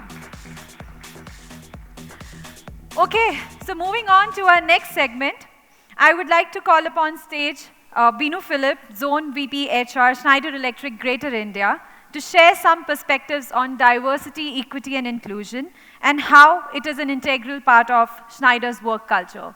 So please put your hands together for Binu Philip, our CHRO, Greater India. So good afternoon, and it's a pleasure to have a vibrant group of people from across various professions. You have professors, you have HR professionals, you have business leaders, we have students, we have practicing consultants in the room, and we have a lot of people online too. Thank you for coming and getting into this important and meaningful conversation on inclusion. Today, in most organizations, there is a deeper recognition that DEI is an important mission, and we believe that these kind of dialogues and collective conversations are super crucial in ensuring that we take this agenda forward. So I personally believe that there is not a magic wand which can kind of make change happen. And in the morning conversations, we started with a very interesting perspective by Dr. Deepa, kind of shaking us up, saying that if you continue what we do today, it will take 150 years to reach our ambition of what we achieved as a goal in the space of DEI. So I personally believe that as an HR professional myself and partnering with National HRD Network, and there has been a lot of conversation in the morning, is it a DEI and HR agenda or a leadership agenda? I personally believe that it's a collective agenda, and I believe that HR as a profession has a big role to play as a catalyst, as an enabler, to create this dialogue in the organizations to take this forward and make the change happen, and make the change stick, and engage the leaders into that story of why this is a critical business imperative. So I'm super delighted that and grateful to NHRD, the finest platform in the country today of collection of HR professionals who bring together these conversations around a variety of topics, including DEI, as our partner. So thank you, Ranjan, for being our partner, NHRD Bangalore chapter being our partner. Ranjan knows Schneider. Ranjan, we say once a Schneiderite, ever a Schneiderite. He's the vice chairman of NHRD Bangalore chapter. At the same time, he's next Schneider leader. This is not the first time Schneider and NHRD has partnered on this mission of D&I conversations in the organization. We had two of our Prerna Awards partnering with NHRD. So, and this was a collective effort in the past too. We had two of our CXOs hosted by NHRD. Annette Clayton, who is our global CXO for supply chain at that time. Chris Leong, who is currently our global CXO for marketing, was hosted by NHRD in the past. So, but today we kind of, when we discussed with the NHRD, we kind of decided on a theme of evolve with purpose, with a clear understanding that, look, like I said, there is no magic wand to kind of solve this problem. And if you were to go by Dr. Deepa, it will take 150 years. So it is important to have this constant, continuous conversation around this topic. Is where we thought it is important to kind of have people collected and have this conversation. And it's great that we have people, not just from the fraternity of HR or from the business here, but people from various other walks of life who are joining us in this conversation. Today morning's conversation was personally very insightful for me, hard-hitting for me. Thank you, Deepa, for a great facilitation of the session in the morning to help us think on the topic of breaking silence on these topics and on having that uncomfortable conversation. So it was very insightful as you kind of initiated that conversation, and we were truly delighted to have Pavitra, who was on the stage today in the morning. She was one of our early Prerna Award winners, who was in the process of kind of building her business, and we thought she was kind of breaking barriers to kind of make a difference. So she was one of the recipients of the Prerna Awards in the past, and it was great to have you, and we have more of the Prerna Award winners here in the room today. It was an absolute pleasure to have her in the room, and I really liked what she talked about. Never assume, always ask. So that was a very powerful message for me. So in the organizations, as people who live in an organization, sometimes we assume, we do not ask and clarify. And I take that message back home, Pavitra. Equally, Ankit, you kind of shook us up in the room, is what I would say. Personally, there are very hard-hitting messages you shared with us today. And one of them being your own personal journey. I take the message as it is the power of one. One person, when that he or she or whoever it is decides that I want to make a difference, can make a difference. That's the message I took away from you, particularly your story of taking the baton and going to railway stations across multiple states to lead it and take the baton on yourself. And to me, that power of one is what I took away from this conversation.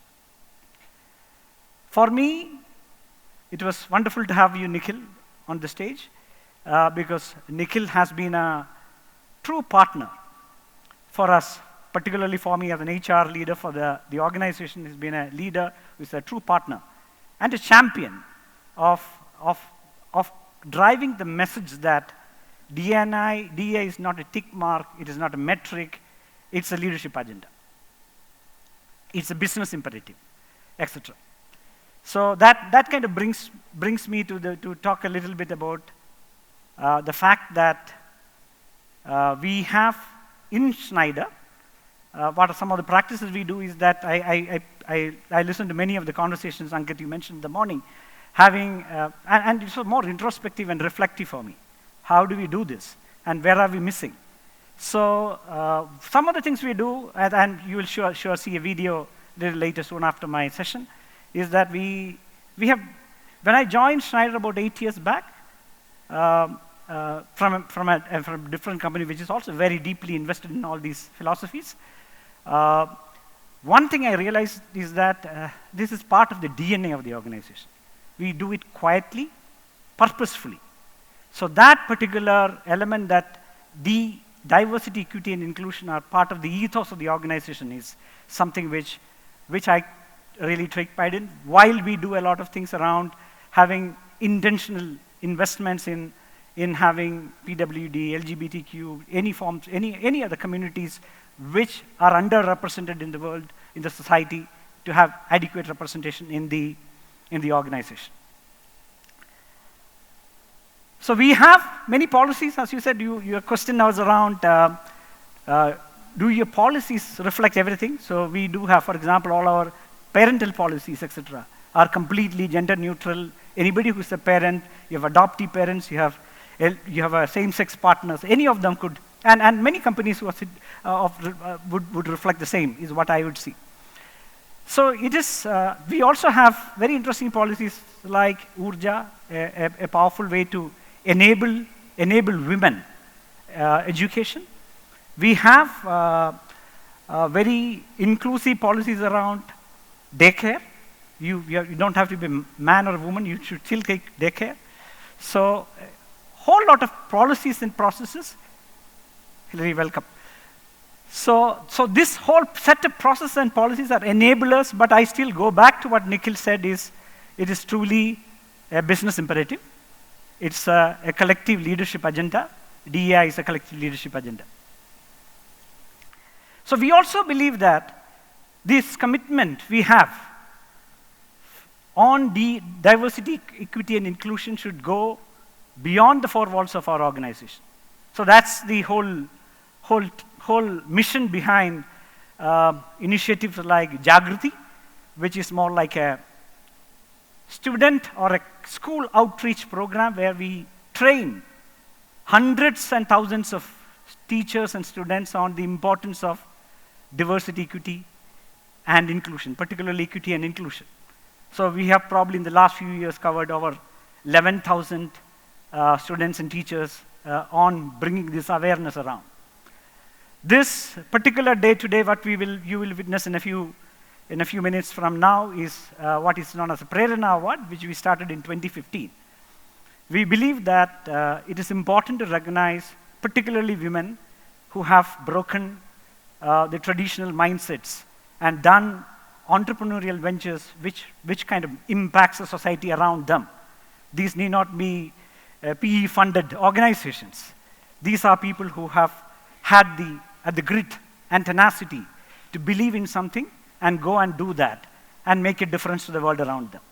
So as I shared with you, it was very fascinating to see Pavitra, who was on the stage as a panelist, and it was heartening to see that she has taken that journey forward and a wonderful organization she has created around that. So, but none of this can happen if there is no clear leadership vision and tone at the top. If you ask me what I really take pride in Schneider is the fact that there is a clear tone at the top and sponsorship on what we need to do. Let me just take two examples of particularly, let me take an example specific to gender to start with. We would like to be an equal opportunity employer, and we want to be pay equitable.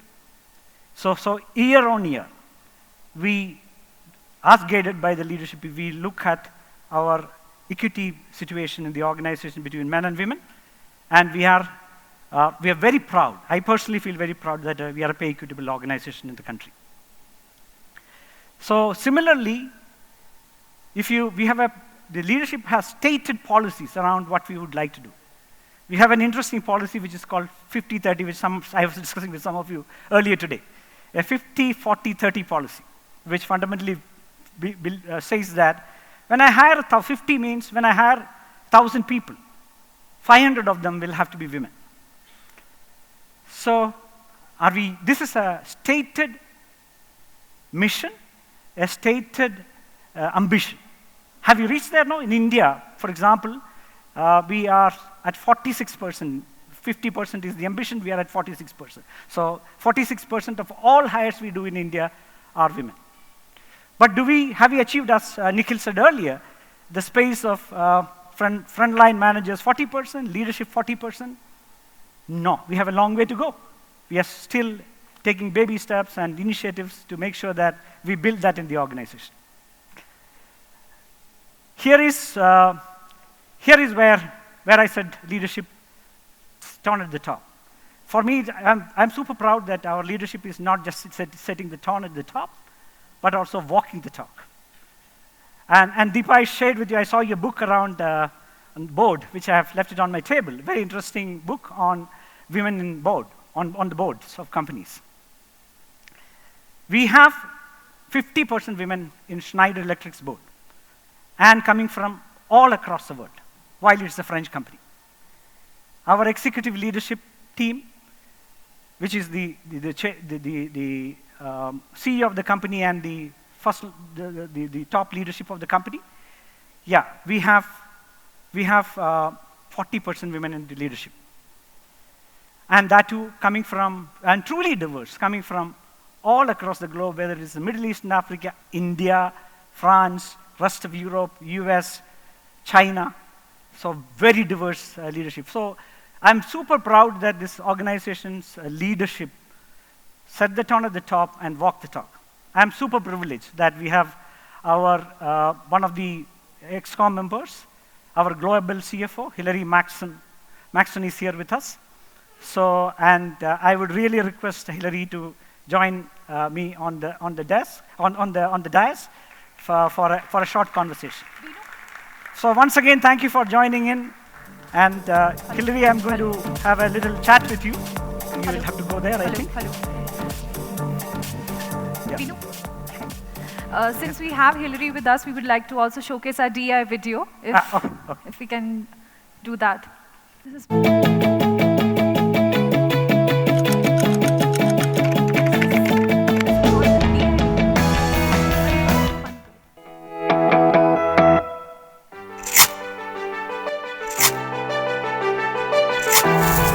Human beings have always been driven to evolve.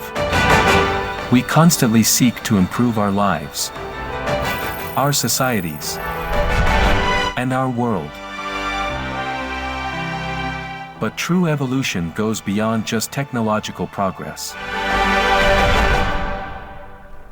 At Schneider Electric, our effort is to build a world that is sustainable and provides equal opportunity for all. We embrace people from diverse walks of life, creating a world which is equitable for everyone, and lead with inclusion and care. At Schneider Electric, we believe in a workplace driven by a greater purpose of belonging.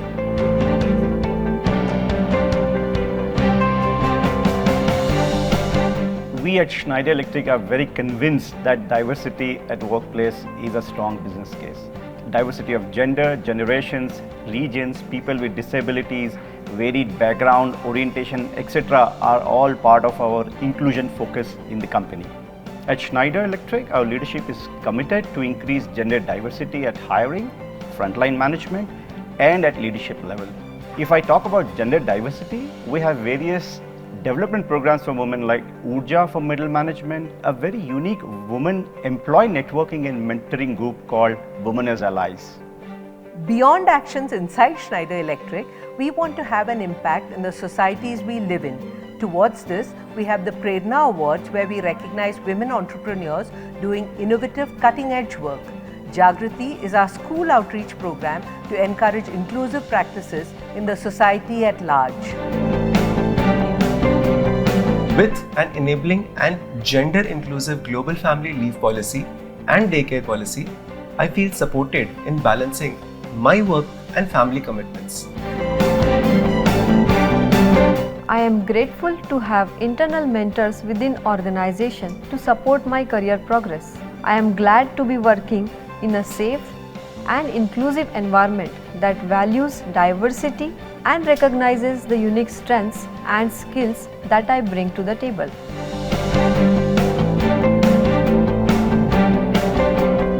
I was on a career break for close to 3 years, and as a woman looking to get back into the game, it becomes a challenging ordeal. But thanks to her second innings program of Schneider Electric that made my transition back to work as seamless as possible by providing ample opportunities, mentorship, training, flexibility, and strong network.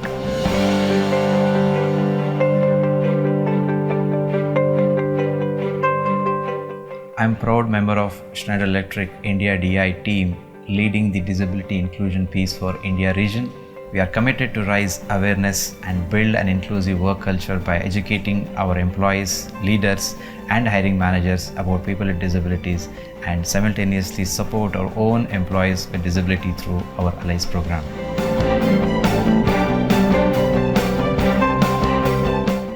We walk the talk, and we've been recognized by multiple industry experts at both country and global levels. We invite everyone to connect with us, get to know more about us, and support us in building sustainable inclusion across the globe.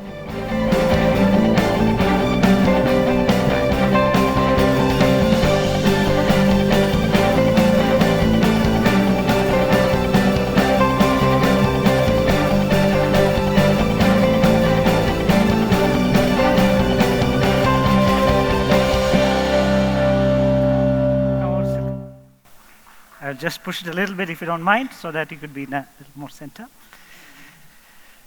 Yeah. Thank you very much, Hillary, for joining us today. You have been on all over the country trips. So let me just take a minute to introduce Hillary. Hillary is the Executive Vice President and Group CFO for Schneider globally. Hillary joined as the Group CFO, as the CFO for the largest business a few years back, which is the energy management business.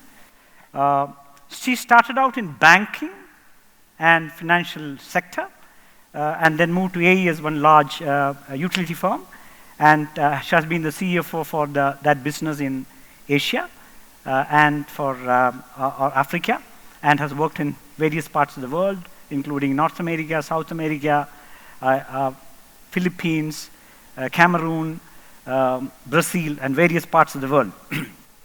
She's also non-executive director of the Anglo-American ESG-focused technology-driven mining company. She has got a bachelor's in applied economics and management from Cornell, and also an MBA from Cornell, US. She's super passionate about diversity. You can find her blogs in this space. Truly privileged to have you here with us, Hillary. I appreciate you joining us today. So let me start with, you have been to India many times, so over the years. And I realized that yesterday, I can see that you are very fond of Fab India, I can see. So you have traveled in India, you have seen India in the past. How have you seen India evolve over the years, both as a person as you see India from a distance, as a business leader as you see India from a distance, before we get into this conversation on DEI?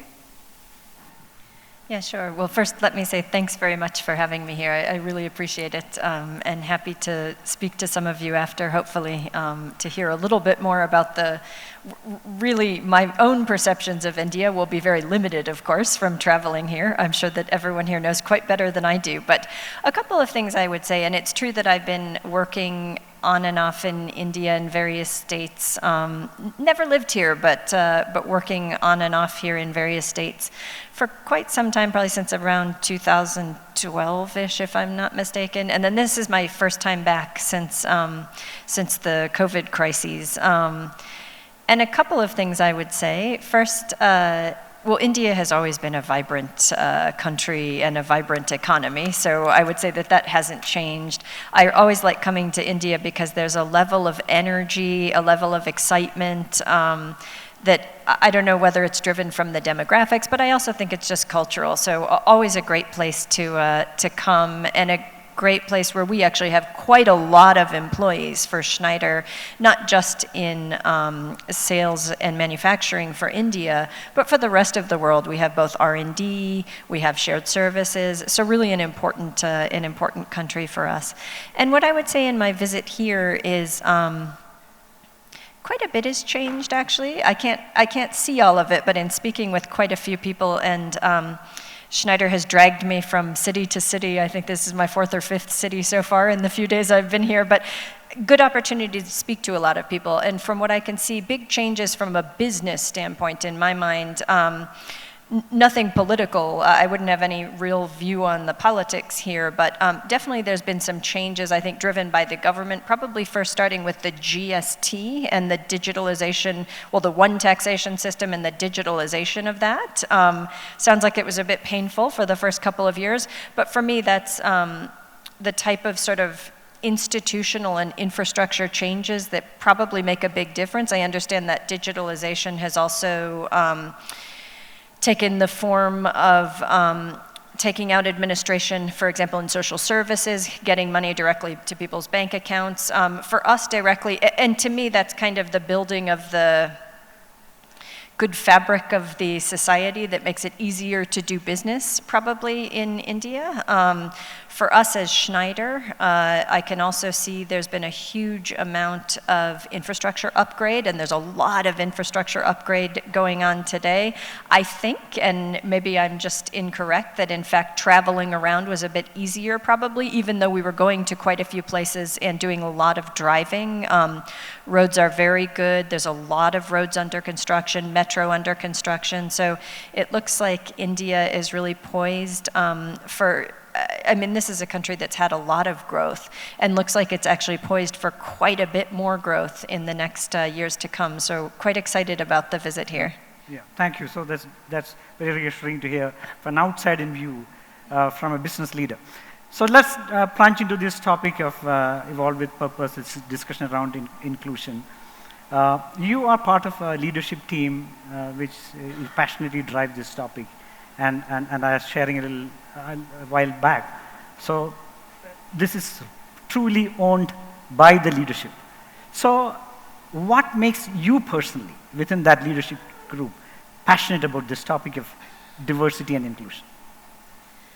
So for me, actually, in fact, Schneider's view towards sustainability, including diversity and inclusion, are part of the reason that I joined the company. Part of the reason was the strategy towards energy transition. I could see the company was very well positioned from a business standpoint. But secondly, how we do business and how we work together each and every day and what we're looking to drive from a cultural standpoint.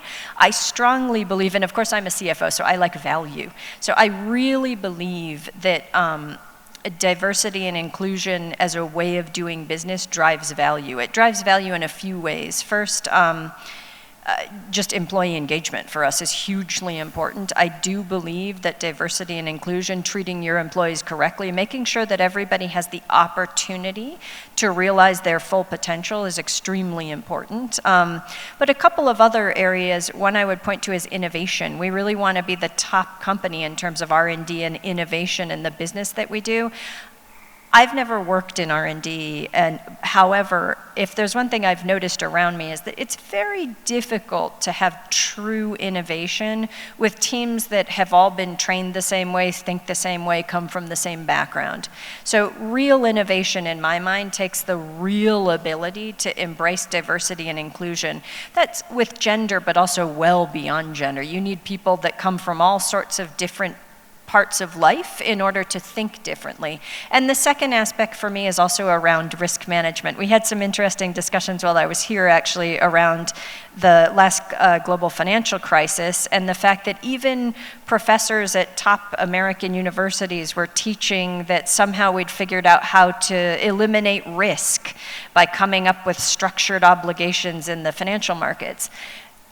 But that couldn't possibly be true, right? There's no scenario in which you've eliminated risk, but somehow a lot of people had gotten together and convinced each other that in fact this one way of thinking was the right way. And I believe, rightly or wrongly, had that group of people, which tended to be Western and male, let's say, had there been a little more diversity and inclusion in the discussion, seeing risks from different angles, listening to voices that aren't all saying the same thing, for me it plays a huge role in risk management. So overall, diversity and inclusion, aside from, for me, just bringing enjoyment at work, I really believe that's the way to drive value at the company, having that right kind of team over the medium and long term. Yes, I've seen very interesting articles written by around diversity of thought. So I think what you're alluding to is closer to that, I guess. So coming to the fact that you yourself have worked in a variety of countries. You worked in Hong Kong. You have worked in different types of environment. You worked in Philippines. You worked in Brazil. You worked in US. You were in the thick of banking. So how do you make sure, as a CXO of the organization, or any CXO, because there are people and countries at different levels of maturity in all these elements.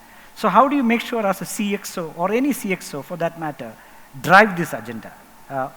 It cannot be probably consistent. I know we call ourselves a local company, but still, what's your perspective on that? So for me, and yes, I've worked and actually lived in quite a few different countries now in South America and Africa. And of course, cultures are quite different, and maturity levels of countries is quite different. But I think that people actually underlying are actually not different. We all like to be treated with respect, recognized for what we do that's good, told when we need to make improvements in a very kind way. You know, so I think that actually, I think there's a few things that we can drive as an organization, and you can see it actually in the video that's there. There's a few things that a company like Schneider, no matter where you operate, can drive worldwide. You might be starting from a different starting place in various places.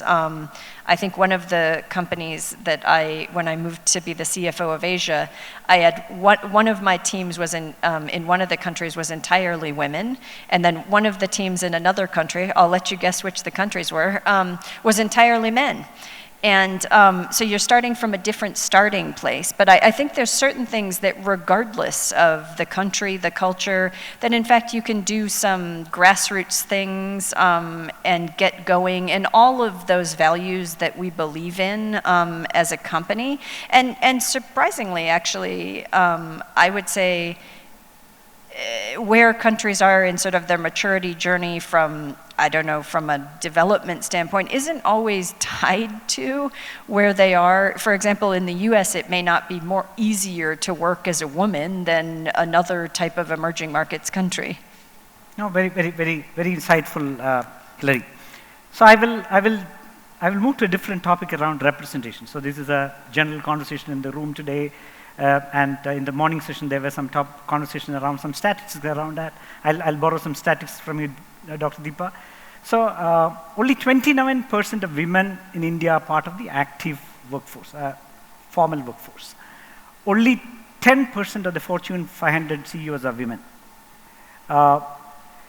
See, PWD, public sector, only less than 0.5%, public sector 0.25%, multinational, very terrible number of 0.05. LGBTQ is underrepresented. So how do you change this? What should companies do? How do you influence this change in the organizations? Indeed. So starting with the first statistic that you said, where women in entire countries aren't employed. One thing that actually each of the companies that I've worked for, this is a huge opportunity for governments, right? Because if you want to drive your GDP, in fact, if you have, let's say, half or a quarter of your population not working, and not necessarily not working in jobs, because at the end of the day, raising our children to do good for the economy in the future is also a real job. It's not like something that doesn't exist. Somebody has to do it. But realistically, you want more and more of your population engaged. So I think first companies can start with speaking with governments about the real benefits of ensuring that, I mean, the government's role should be that whomever can work, in fact, you would like them to work because they can help drive the economy for the country. So that for me is one thing. At the company level itself, first, obviously, you have to have the tone from the top, but it's really not good enough. I think one of the key things that Schneider does, and it sounds, you know, a bit administrative, but probably it's around reporting. If you want to change what you're doing, you really, it's more than talking about it. You have to actually try to do it and check what you're doing. So you had mentioned that 50-40-30 rule that we have. The most important piece of that in my mind is and it's not a set guideline, but it's a goal. If you want to change to a little bit better gender balance, go for 50% hiring of women. Maybe you won't get there, but make it an ambition and then report against it. So those are the types of things that I think make a big difference. Some countries don't allow you to do that type of reporting, but anyways, you can sort of try to do it in your own mind if your team will tell you about the various differences that they might have. So to me, and again, maybe I'm a bit too much of a CFO, but I actually think that you have to go about it with a real set of ambitions, really make a choice, and then follow and track those. Very clear. So make bold ambition, even if you are probably not reaching there next day, but work towards that North Star is what you would recommend. So thank you. So now I'm going to, so far we have discussing, asking you to wear your leadership hat. So I'm going to shift gear a little bit and ask a few questions around your personal journey as a woman and in leadership. You have been part of banking and finance sector, which is generally considered an extremely male-dominated sector. And as we were discussing yesterday, you said that when you joined the trading department of one of the largest banks in New York, you were the only woman on the floor. So was it a conscious choice to take this profession? And was it a tough challenge to navigate the power structures in a very male-dominated industry? I'm sure the audience, as a woman leader, would like to hear from you as to those choices you made and how did you navigate this? Indeed.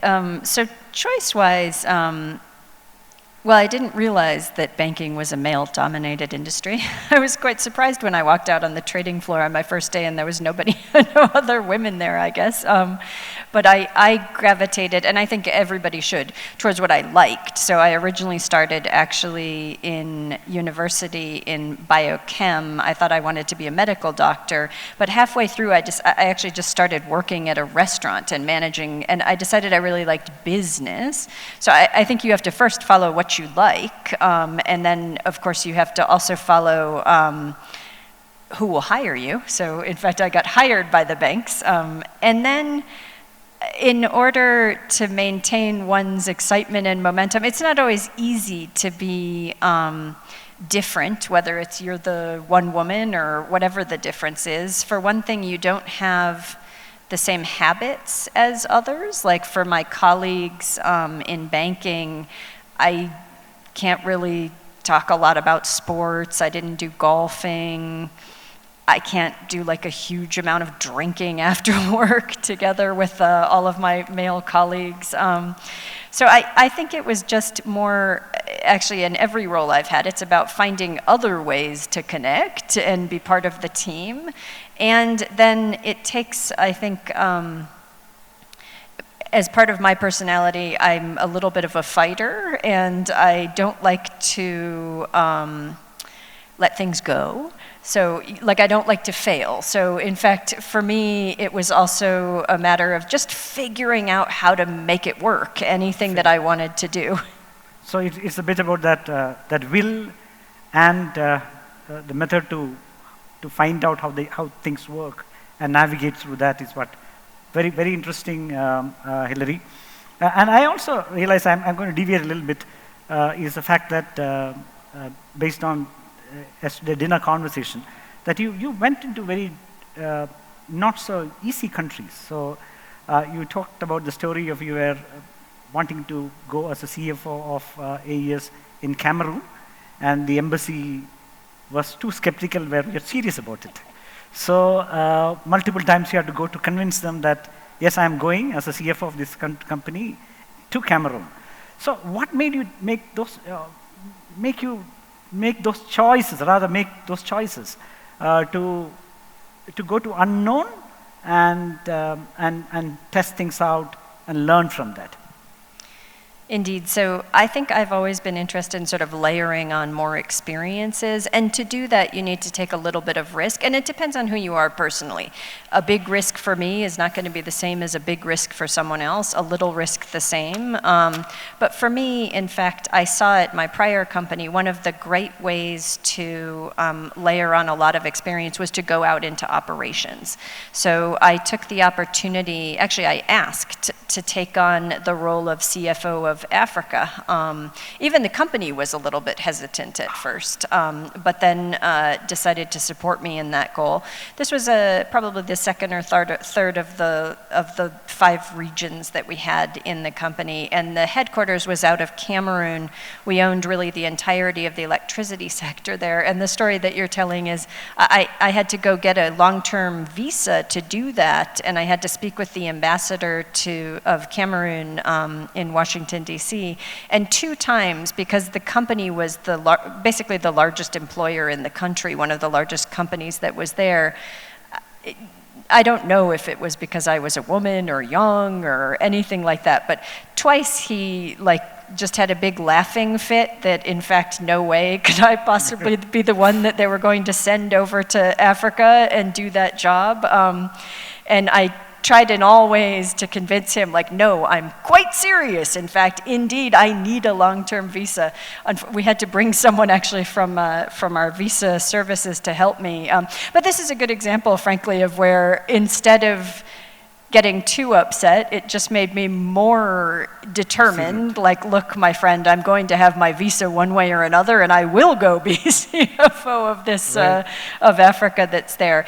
But for me, it's about, why did I take that risk? Well, first, it was tied to sort of my life journey at the same time. I didn't have kids. My husband had an opportunity in Africa at the same time, so it was sort of seemed a bit provident and let us feel comfortable taking what might look like on paper a big risk, I think was more of just an opportunity. And then some of the other things that we've done similar, sort of matching. At the moment, I probably wouldn't move back to Cameroon. I have 2 young kids, and there's not so many activities probably for kids there as they might experience in Paris. So matching that life journey with the amount of risks that you're going to take, but realistically to move forward with your career, you'll have to take a little bit of risk. Very interesting. So the 2 things I picked up from this is that I heard that you raised your hand to go to Cameroon. So that is an important piece, and you were persistent with the fact that you really want to make it happen and make it work. Very inspiring, Hilary. So now I'm going to kind of connect it with that. The topic we covered earlier about the banking sector. I'm going to move to a specific topic which is generally talked around in the circles around imposter syndrome. So today they believe that about 65% of professionals, irrespective of gender or the type, so you feel that, and largest population of that are women. Great examples are Meryl Streep, who won about nominated for 21 Oscars. She accepted that many often felt she's not good enough, so she probably felt she's not in the right place, in the right industry, and experienced this as imposter syndrome. Similarly, Nobel-winning author Maya Angelou, Emma Watson, so a lot of people. KPMG study says that 75% of all women experience imposter syndrome. So 2 questions for you. Did you experience imposter syndrome? If you did not, how did you manage that? And if you experienced it, how did you kind of deal with it and overcome that? Well, certainly yes. I'm still waiting for someone to realize that I'm not suited for my role. Is someone coming in? No. But indeed, for me, I probably fall right into that category of women, that 75% for which I'm probably driven a little bit less by ambition and ego and a lot more by fear of failure. And I think that's probably where the imposter syndrome comes through, because you're consistently feeling like you're very close to disaster, let's say, and somehow everything that you've built up is just not real. So each and every day I would say that I feel like that. Even here, like why should I be talking with you guys? But hopefully maybe someone can get a little bit out of something that I say. How do you deal with it? I guess any of the methodologies that anyone would use in order to build confidence. So I try to remind myself that I really have real skills that have been built over time. I look at my team and I talk with my team. It's around, anytime I feel nervous, I feel more nervous and more imposter syndrome probably when I'm sitting in my office by myself for too long. And then I go out and talk with people that seem to show you some respect, and I try to listen to people and feel that I'm balanced. I have something to say, but they have something to say as well, because maybe they feel the same.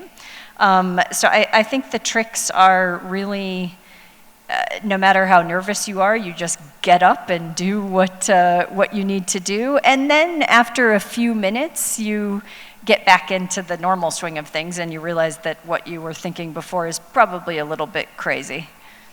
Well, thank you for being open about this and sharing with all of us that it would be so comforting for many of us sitting here in the room as a very successful leader like you, how we have gone through it and how we are dealing with it. Thank you very much, Hilary, for that. So I think I'll conclude this with a lot of people here in the room are probably wanting to hear, as someone who has played a pivotal role in driving DEI, both in personal life and in professional life, what would be the call to action for us? What would you say that we should probably, may not be great things, but small things done greatly. So what would be that you would recommend to all of us? There are people in the room, people listening online, so we'd be happy to hear that. So for me, and it's certainly not something I've said, but something I've learned from a couple of colleagues at Schneider, one thing they really focus on is, look, every hiring opportunity is an opportunity. And I like that philosophy. Instead of just focusing on the 50%, each and every hiring opportunity, I try to ask myself, does this person bring diversity? And not just gender diversity, but we all feel more comfortable, for example, with people that think or have a little bit more personality like ourselves. I always have to make sure that I'm balancing in my own team people that are different from myself. But that's really the small things that we do, right? That huge ambition is there, but for me, diversity and inclusion is really just about each and every single hiring decision that we make. Wow.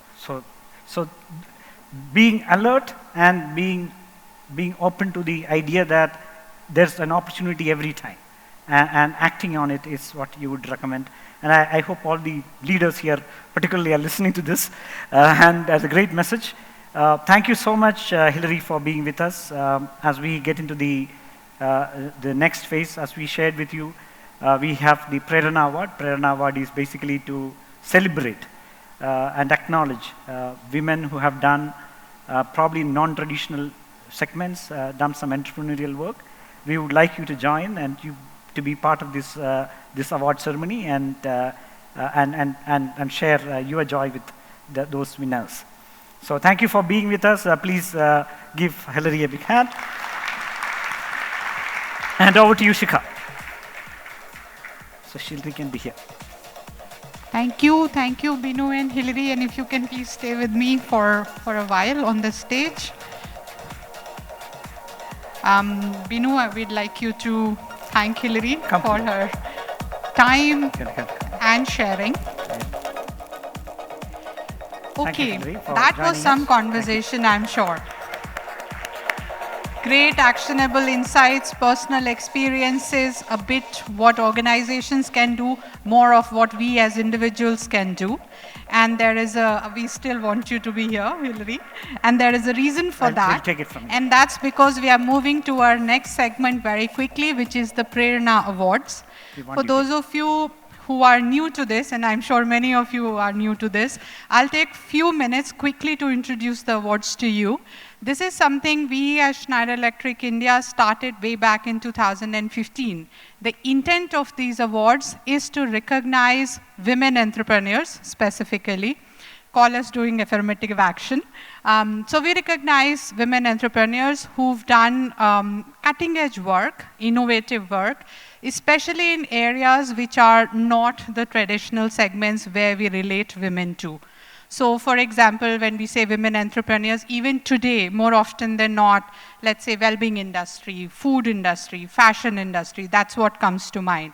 But these women who've been awarded in the past and who will get awarded today as well, they have broken that mold. And before I go any further on the award, I'd like to take you through a short trip down the memory lane about the Prerna Awards. Can we have the Prerna video, please?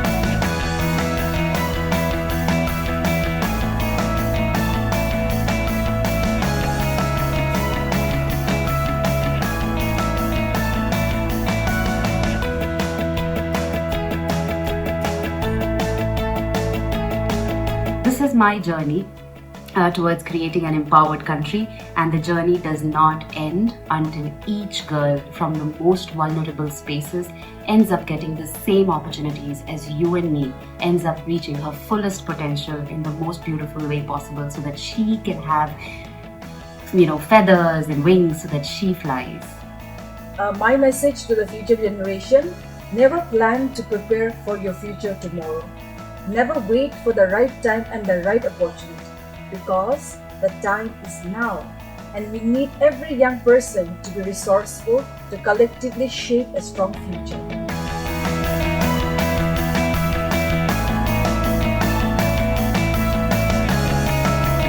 This recognition has given me a sense of satisfaction and inspired me to such a great extent. What I am doing is a drop in the ocean, but I'm sure other people like the ones who are going to get the award today, I'm sure they will be inspired from how much this Prerna Award has helped me. The whole idea is to reach out and do your best and make a difference. मुझे बहुत अच्छा लगा क्योंकि वो प्रेरणा award था, तो प्रेरणा मुझे मिली और काफ़ी कंपनी वाले भी पूछ रहे थे कि भाई इतना बड़ा कंपनी ने अवार्ड दिया है आपको, तो आपका काम भी इतना ही बड़ा होना चाहिए। प्रेरणा अवार्ड और स्नाइडर इलेक्ट्रिक को thank you very much. It was also reaffirming the fact that you can still bring in a change, not by doing great things but small things in a great way.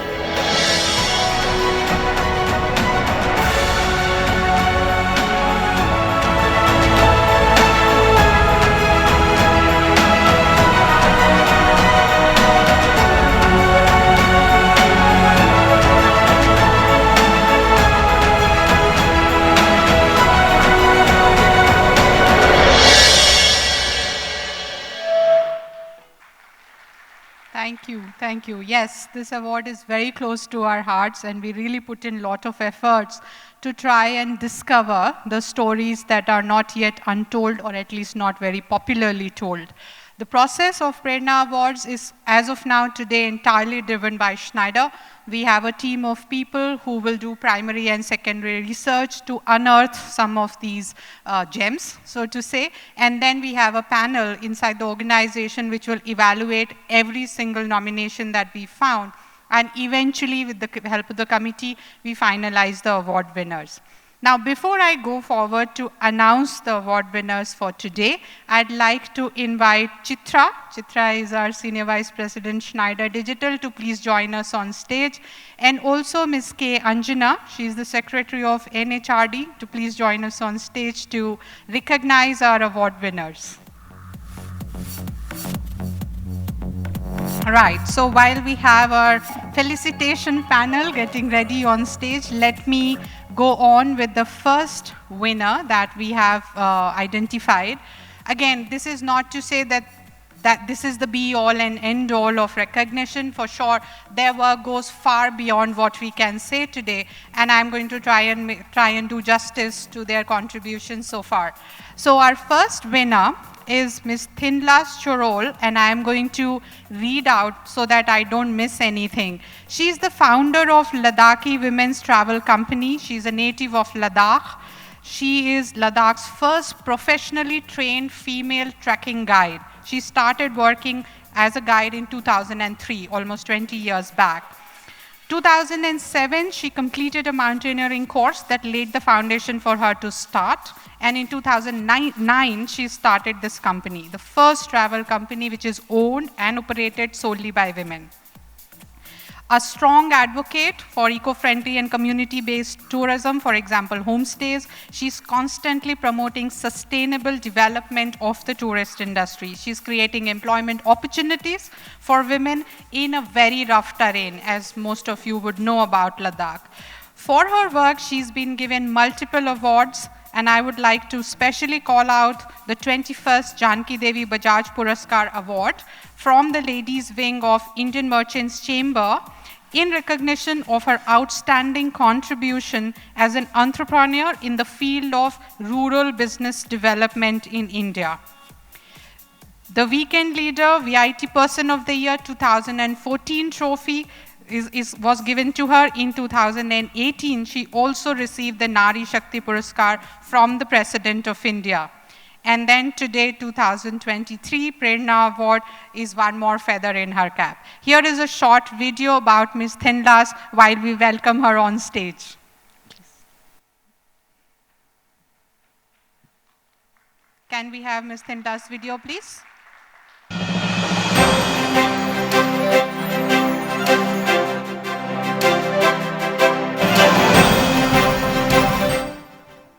Okay, let's try one more time.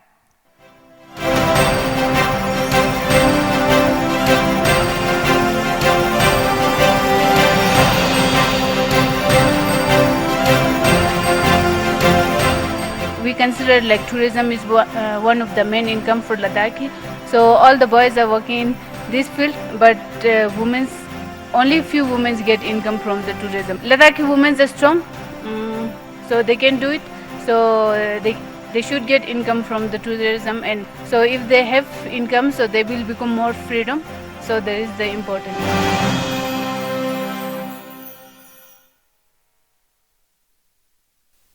Thank you. If you can all please come here.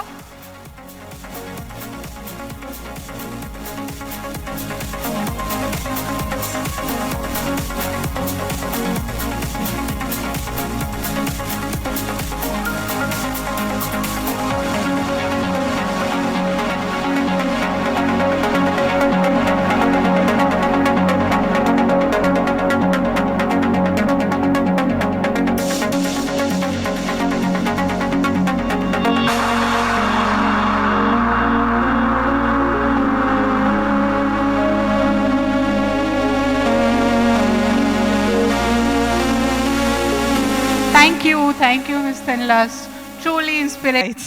Founder of Macwell Container Care, which uses marine containers to build homes, site offices, hospital rooms, and even marriage halls.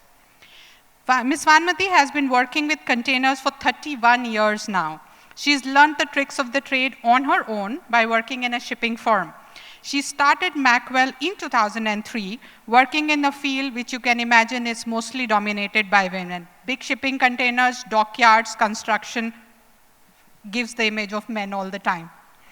She has used YouTube in a very effective way to market her products. In addition, she's a writer. She writes columns in local newspapers on a variety of topics like construction management, cultural events, and festivals.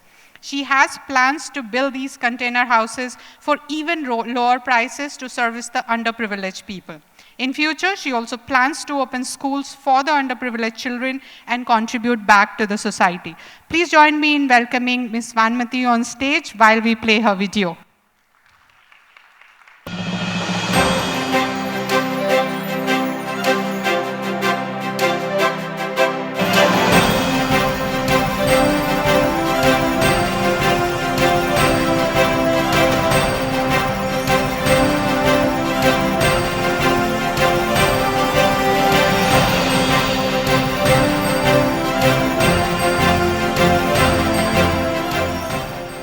செய்யக்கூடிய எந்த வேலையும் பெண்களால் செய்ய முடியாது அப்படிங்கிறதெல்லாம் கிடையாது. டிசைனருங்கிறது ரொம்ப கரடுமுரடான ஒரு துறை அப்படிங்கிறது வந்து வெளியிலேருந்து பார்த்து நீங்கள் புரிஞ்சுக்கிட்டது.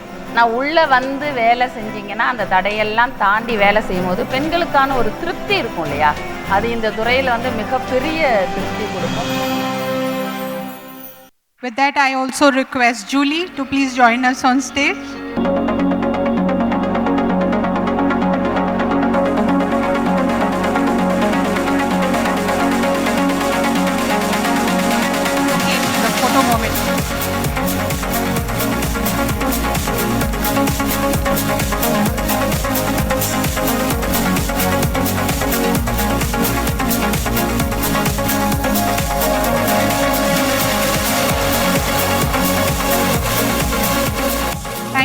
Thank you everybody, and if I can request Ms. Vanmati and Ms. Thinlas to please stay on stage for a moment. We'd like to hear a little bit more from you. Thank you. Hello, Julie, everyone. First, I would like to say very thanks for giving this award for me. Thank you so much, because it's difficult to speak to me. I don't know. I'm so happy. Thank you. வணக்கம், நான் வான்மதி, சென்னை தமிழ்நாட்டில் இருந்து. I thank Schneider for honoring Macwell Container Care with an award of Prerna. I searching for the meaning for Prerna in Google last week. I found this is inspiration. I'm very glad to be an inspiration to others, especially for women entrepreneurs. This recognition is not easy. This journey is also not very easy, because this is my 35th year of in my field.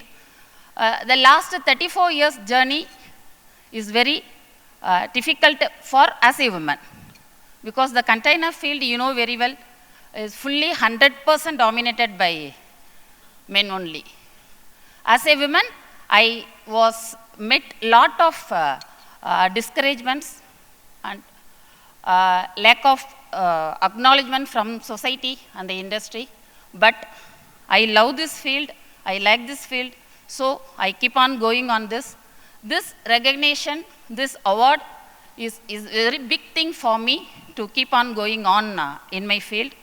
I would like to thanks to my family, especially my husband, my daughter, my son-in-law, because without any family support, as a woman, is not possible at all to do anything in the society. If suppose you want to do something for the society, you first fulfill your family needs or family duties. I think I did my good service to my family and also my society. And finally, I want to thank this award for, especially from this organization. I would like to thanks to my company people, for even my staff, even my workers also I want to thank in this opportunity. Thank you once again. Thank you for all. Thank you very much, Ms. Thinlas and Ms. Vanmati. Yes. Sorry, I was become emotional, and I will try to speak.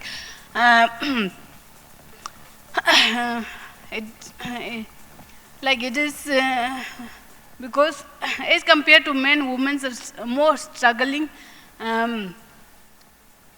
Because one thing is because of the traditional and like how our society treat for the women, and then second thing I seen it, women also like have to take care of the baby, and like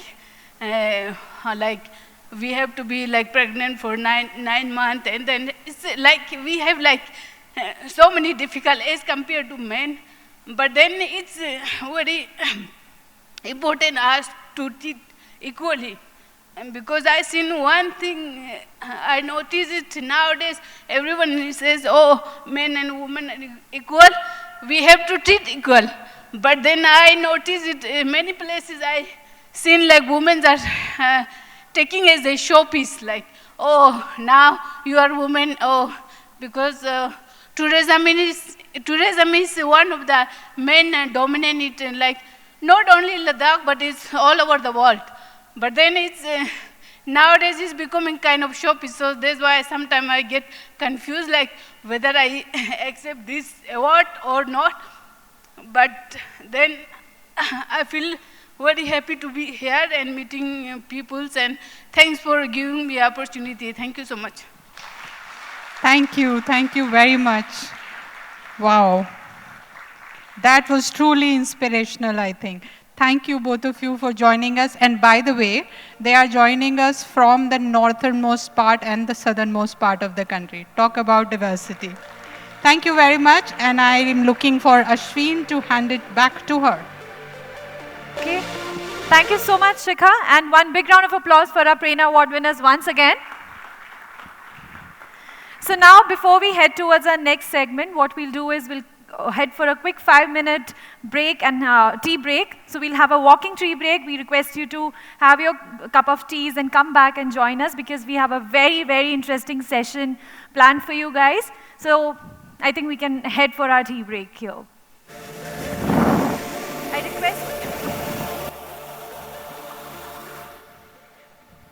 I request you all to please be back by 3:15. We just have 7-8 minutes. Eklavya Education and Research Foundation. And last but not the least, Virali Modi, a disability right activist and India's first wheelchair using model, founder of My Brain 2. So please keep the applaud going on. So you must be also wondering who will take us through the world of drama. So we've got that also covered as well. We have with us Sunil Vishnu from Training Sideways, who will take us through the world of stories. Over to you, Vishnu. Thanks, Sunil. Please.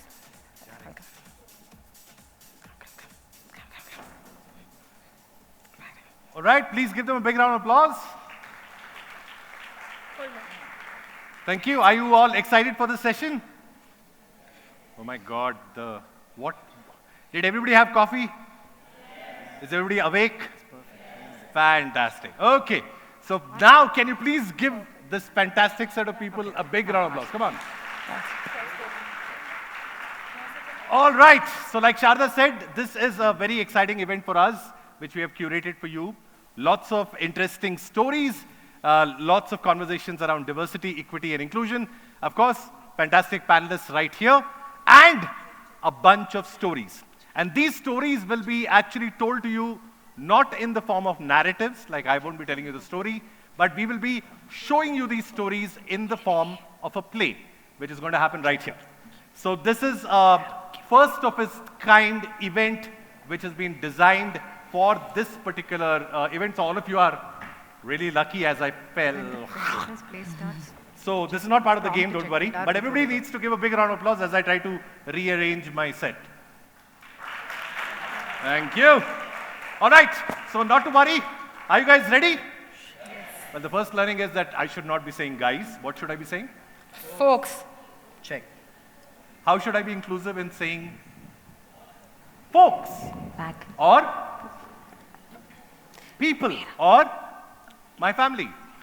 Or all of you here, right? So not using guys, but literally using folks and family and people here. Big round of applause to all of you here. Please give yourself. Thank you. All right, as I said, these stories are about diversity, equity, and inclusion, and I'm going to start with your permission. Is that okay? Check. All right. On that note, what I need to do is I need to get some energy flowing into this room. So can I have lights on the audience, please? Can I see them? Yes. Nice. So all of us are going to do something together, and you can also do that with us. All stage lights on. So take both your hands up in the air. Okay? And at the count of 3 to 1, we're going to really wave them vociferously, okay? And make a sound. And the sound goes... Oh, nice. See? So 3, 2, 1, go! No. It's not exciting enough, not exciting. Full. I need full josh. Every part of your body needs to move. And in fact, you'll discover new parts of your body through this activity. They'll feel very included. Okay, so together, okay? Slowly take your hands up. 1, 2, 3, go! All right, I'm gonna make this competition, okay? So all of you are team A, all of you are team B, everybody in the center, and you are team C. Okay, let's see who makes the max noise, okay? Team 1! Team 2! Team 3! No, team 3, come on. Just because you are lesser number of people, minority, women, LGBTQ, minority, doesn't mean. Come on, you have to be like more vociferous, right? You have to be heard. So let's go. 1, 2, 3. All, everybody! Give yourself a round of applause. Nice. Okay, the warm-up has happened, and I am ready to start this show for all of you. A bunch of stories, as I said. And are you ready? Okay. So my first story, which is coming up right now, is based on a bunch of questions which you are going to answer for me. Let's see what these questions are. Okay, let's go. Hold. This is called technological glitch. As I keep pressing with a lot of pride and passion, nothing moves. Wait. Maybe I'm going to seek help from somebody. Can you move to the next slide? Next one. Are you ready for a poll? Okay, so the first question coming up right now is this image that is coming up on screen right now.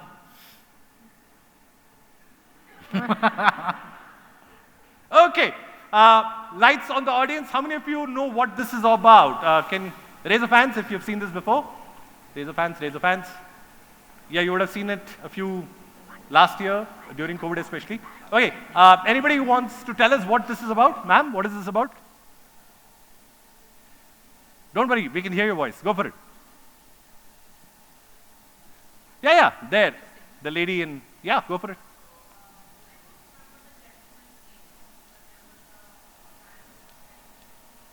Yeah. And that then triggered the whole BLM movement. Yeah. And yeah, George was his name. I'm sorry, I don't forget it. Yes, George Floyd, yes. Correct. Is that enough? Yes, please give her a round of applause. Nice. So she clearly knows about it. Some of us might have heard about it. Some of us got to know today. That's perfectly fine. But a very, very important movement which happened. Do we agree? Now, keep the lights on. I want to ask saying, how many of you tweeted about it? Raise your hands. Tweeted about it on your Twitter handles? Okay. No, not too many. How many of you blogged about it? Wrote a blog? No. How many of you did something in your office specific to this? No. Oh, sir did. Where, which officer? In the US. Correct. Which organization would that be? Lovely. Give him a round of applause. Nice. Thank you. Okay, I'm going to move to my second question coming up this. Okay, this was first. Okay. What is this? Everybody knows what is this? The Me Too movement, right, started in the United States, of course, came to India in a big way. A huge change maker in terms of laws for India. Literally, the POSH law got formed because of this in the last stage. How many of you have heard of this? Raise your hands. Nice. How many of you have tweeted about this ever? Nice. Please raise your hand. I want to see. Oh, there we go. And how many of us wrote about it in our LinkedIn profile? Not too many. No problem. How many of us supported somebody who came out in support, who said that they were somebody who were a victim or something? Oh, nice. Very nice. The number's good. Yeah, very nice. Keep that thought going. Next slide. Coming up. We know this? Pride? Yes. A landmark judgment which happened in India, which decriminalized. And how many of us are aware of it? Raise your hands. Oh, nice. How many of us have been part of a parade? It happens in major cities. Yeah, lovely. Thank you. How many of us have openly put out there saying, I am an ally? June is coming up. June. Nice. Okay, let's number a figure. And finally, this slide, which is coming up.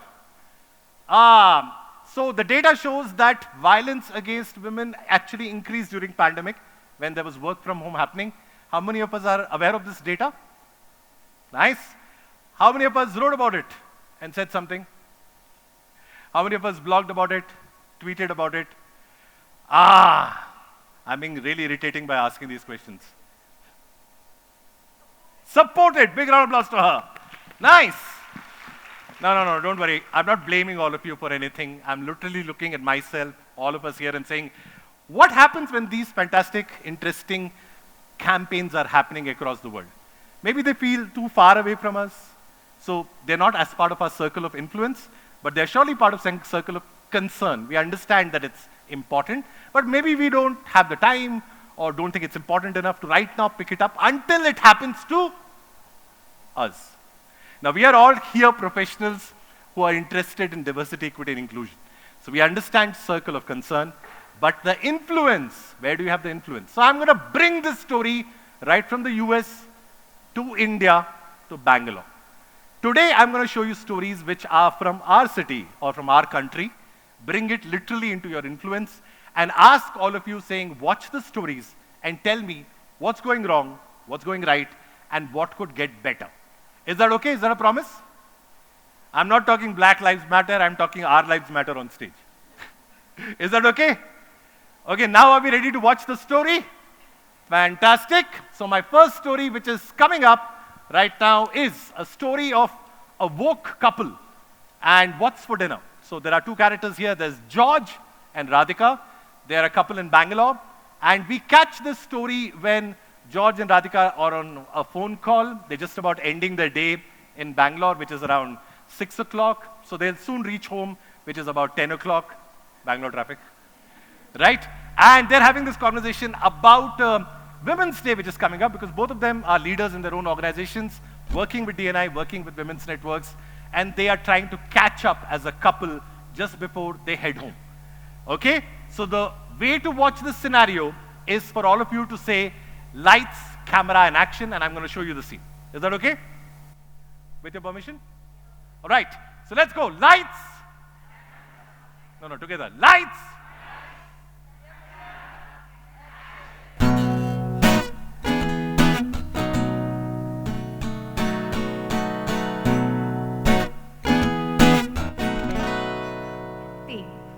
Yes, of course. No, I can definitely do that for you, yeah. But I might have to look into the stats, yeah. Pick up. Yeah, sure. Shruti, can you just give me a minute? I'm getting another call. Yeah, it's a call from my husband. Can I call you back? Yeah, sure. Hello. Hi, baby. I'm so sorry I didn't pick up your call. There's so much chaos happening here. You know, I'm organizing so many things. That's why. Yeah, I understand. I completely understand. But I've been trying to reach you for the past 15 minutes now. Why couldn't you just keep your phone next to you? Anyway, listen, I just called to say that I'll be late, okay? Owing to the fact that it's Women's Day week and it's been completely very hectic.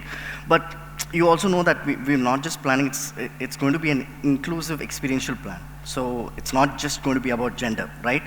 Oh, nice. So progressive. Yeah. So, actually, Radhu, I have a request. The thing is, yeah. One of our female panelists, she backed out. And I need a female stand-up comedian, so if you can help me. I see. Please, pretty please. Like, please. What? I mean, seriously, if you can help me, I'll be really happy.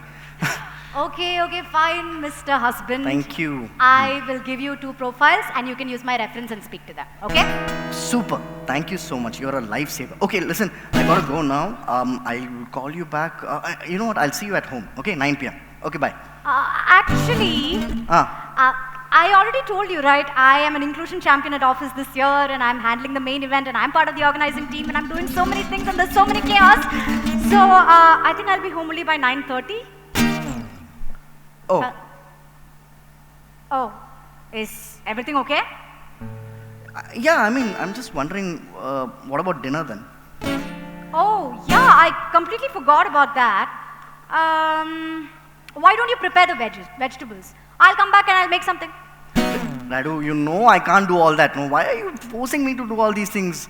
Acha, listen, okay, we'll order. Okay, that's a great idea. You do that and we'll also save ourselves some work. Lovely. Okay, so I'll see you at home, okay? Yeah, I'll see you at home. Okay, bye. Yeah, bye.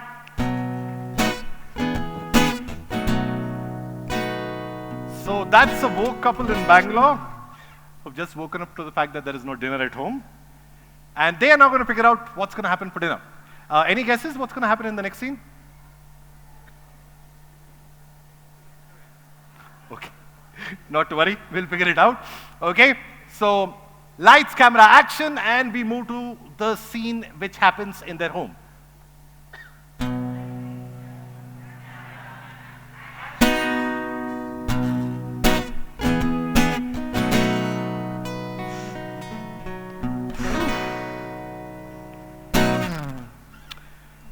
Radu, did you finally figure out the speaker? Yeah. You know what? We actually found this really cool female lawyer who is advocating for equal pay and equal rights in the workspace. I think she's going to be really inspiring for the audience. You know, I think it's really important to have such events. Yeah, because I believe like in nowadays, no, every company should have a women's representative. I believe it's right because I've also been trying to pitch it in my company. And I've been fighting for equal pay and equal opportunities for women for quite some time now. Wow. Actually, you know what? I didn't know there was discrimination in advertising as well. Radu. Discrimination happens everywhere.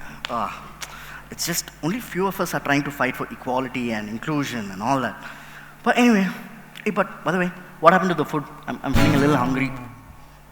Hello? It's not like my hands are empty. Why don't you check? It's on your phone only, right? Why is it on my phone? Because you said you'll order. Radu, I said we'll order. Wheel. W-E-L-L. Wheel. You, me, what's the big difference? Hello. See, Radu, there are certain things that I'm good at. There are certain things that you're good at. Okay. Like, for example, you're not good at fixing the motor, changing the electricity bill, or fixing the fan, all these things. Vagera. You understand? Okay, no? that's all right. But George, the motor also has not been fixed. I'll fix that very soon, don't worry. But before that, can we please order the food? Please. Okay, fine. Give. Okay. Address, home, GPay. Done. Finally. Yeah. I mean, what does a man have to do for a meal in this house? George. I'm just joking. Hey, is that a... Oh yeah, it's your phone. Oh my God. Finally. What? Check this. Homeowners are not allowed to rent to bachelors anymore. What is this? Thank God. No, seriously. It took them long enough. Hello, Radu. We were also bachelors back in the day, okay? Yeah, but we were not like this. The Gen Zs these days are completely different. Yeah.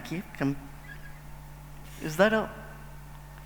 Why don't you check where the food is? It's been such a long time. Okay, listen, why don't you do it? I really don't know how to do all these things. Hey, is that a pink shot? Yeah. Why do you keep buying all these things? Women, no, they can't go one day without shopping. What?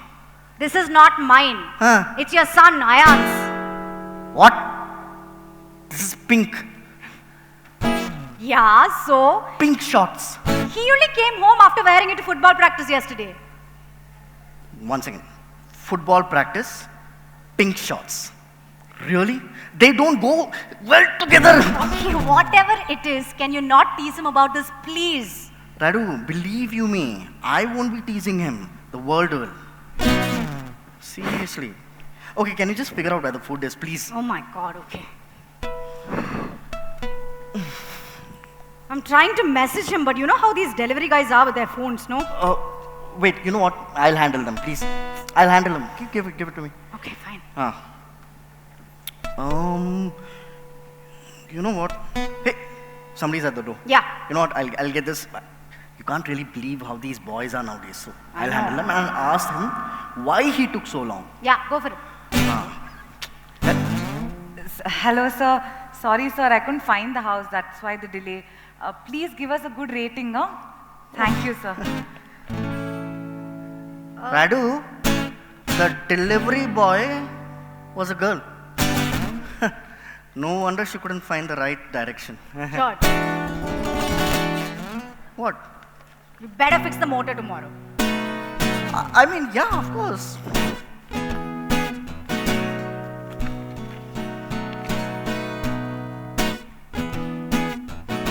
right. Give them a round of applause. This is the time that we move into asking you questions. So lights on the audience for a second. I just want to quickly know, how many of you identify with these characters? Raise of hands. Oh, lots of them. Nice. How many of you are these characters? Raise of hands. Oh, actually, there's a lot of honesty on that side. I love it. And now I'm going to go to the panelists. Last question before I go there. How many of you think that this was inclusive? Nobody thinks. Give yourself a round of applause. I'm going to take this question right to the panelists here. Okay, let's give some light to this wonderful set of people. We're going to give you a mic as well. Can we get some mics, please? Thank you. So while they bring 3 mics for our panelists, my question, which is coming up, is you just saw this play here, right? And which was about the fact that there are these 2 wonderful people who clearly believe in inclusion and diversity when it comes at office.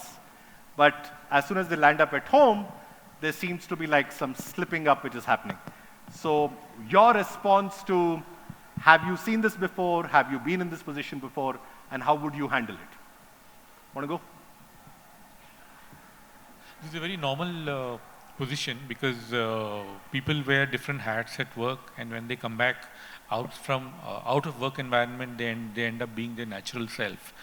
I wouldn't blame them because this is how several of us have grown up, and it's going to take a long time for us to change the way we think, change the way we look at the way the rest of the world works. So it's going to take a while.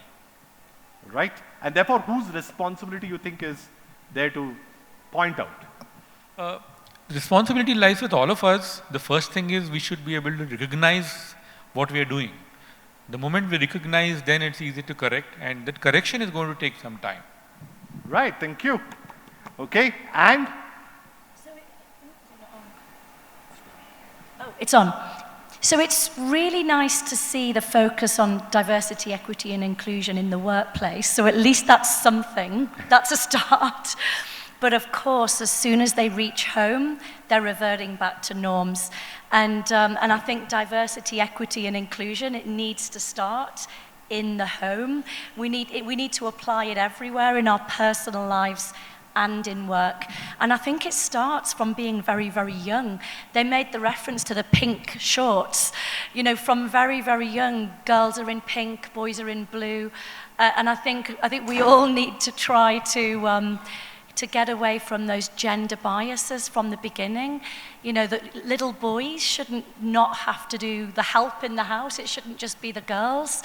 So I think we all have a responsibility as well with our children to make sure from the beginning we're demonstrating equality. I've got 2 sons, I've got 2 boys, and trust me, if I'm doing housework, ironing, whatever, you know, cooking, they're helping me with it. It's not a case of you're a boy, you don't have to do it. So I think definitely we all need to think about it as an inclusive topic in all of our lives, work and home. All right. I'm sure a lot of people with boys in their homes are thinking of the same. So keep that thought going. And? So I definitely resonate with this because this was the exact household that I was brought up with. My mother used to do the cooking, the cleaning, the ironing, everything. My dad would pay the bills. Now, I recently got engaged, and I remember going out on a date with my boyfriend at that point of time, and the first thing that I told him, I said, "Mujhse ghar ka kaam nahi hoga." I cannot do the cleaning. I will not do the dishes. I did too much of that during the pandemic. So if you want food on a plate, then you are doing the dishes. And he agreed. He said, I will happily do it. So again, change needs to start at home. Something that Julie mentioned. Yeah. Change needs to happen at home. That's where you first become diverse. Thank you. Change needs to start at home. In fact, that brings me to a question for you. I understand that here, of course, Radhika is finding it really difficult to find an ally in a husband or spouse. I understand in your story it was quite the reverse, and you found a wonderful person to be an ally. Would you want to tell us that story? Yes, I'm very fortunate that I have a husband who has done the majority of the childcare actually in our family. So when my children were little and I went back to work, we made a decision between us that my husband actually left his job. He resigned from his company and he became the stay-at-home dad. So it's not the usual situation. It wasn't in India, but it was in the UK. But even in the UK, it's still not that normal for that to happen. And it was an interesting experience for him as well, because we talk about inclusion, and it's not only about women being included. He actually felt quite excluded as a man in that environment. So he would take my little kids to playgroups, and none of the mothers would talk to him. They would all ignore him. The grandmothers would talk to him, the nannies would talk to him, but the mothers, they'd forget it. They saw him as a man. He couldn't talk their language, couldn't talk about feeding and diapers and things. And so he felt quite excluded. And it was actually quite funny because my husband did an interview for The Times, which is a British newspaper, and it was an article on stay-at-home dads, because it was still very much the minority, still is. There were 5 stay-at-home dads, and they all did the interview. And when you read the story, they were on the front page of The Times, they were in the magazine, and when you read the story, all 5 dads said essentially the same thing, that it was quite a lonely experience. It wasn't an inclusive environment. They felt that their children didn't get invited to play dates because they were men and not women, and the women, the mothers, typically ignored them. And what was quite funny was a week later, he went back to the same playgroup. All of these mothers started coming up to him saying, "Oh, hey, Dave, you know, I'd like to introduce myself," because they recognized that they were the mothers that actually hadn't included him. So it was a nice step in the right direction, but inclusion is not one-sided. If we really want, you know, women to have a chance in professional careers, we do need men to support, and we need women to support the men as well. So that's my story. Right. In fact, here's a quick question to everybody. So how many of you think that especially for inclusion to happen, not just in offices, but at homes as well, that you require allies? Raise your hands if we require allies. And how many of you think that we should ask for allies? See? So right there, I mean, in your conversation, did you ask him to be this ally that you were looking for, or did he volunteer? It was actually quite mutual for us. We've always been very aligned. It's what's best for our family. How did it work best? It made more sense for me to be the one with the career, and it made more sense, therefore. Neither of us wanted to hand our children over to somebody else. We didn't want to do the nanny or the helper. We wanted one of us, at least till, they were almost 6, we wanted one of us to be around. So that was very important to us as a family, but it didn't need to be the woman. It could be a mix. And don't get me wrong, it doesn't mean that I haven't been involved in my kids' upbringing and my family. I'm very involved. I like to have a balance, but obviously I haven't been able to be there all the time, and that's been very important for us. Yeah, absolutely. Thank you so much. I have a question. So now, we clearly are seeing in this scenario somebody who comes into home and then they kind of slip into this. I'm sure all of you, I mean, are proponents of D&I. I mean, you speak about it in conferences, you're all there. A lot of people here would love to know, saying, how do we keep a check on ourselves? So could you think about one way that you can keep a check on yourself, not slipping in to an unconscious bias? There's no real need to actually have some mechanism to this thing, but the moment you utter a statement, you get to know. Whether you want to acknowledge it or not, that is your choice. That choice you always have. So when you know that you've made a wrong statement or a wrong acknowledgement or a wrong this thing, you know it. So it's a self-awareness that, because if you don't want to indulge in the concept called inclusion, then nobody can help it. Right? Super. Acknowledgement. Yeah, and for me, it's about being as inclusive as possible and really creating safe spaces where people can be themselves. For me, for example, being a parent, I really think that some of the skills I've learned as a parent, they really have helped me in my career. So, you know, things like coaching, like planning an organization. I've got twin sons. Being very planned and organized is something that I've found that helps me. Patience, although my kids, I think, sometimes might disagree.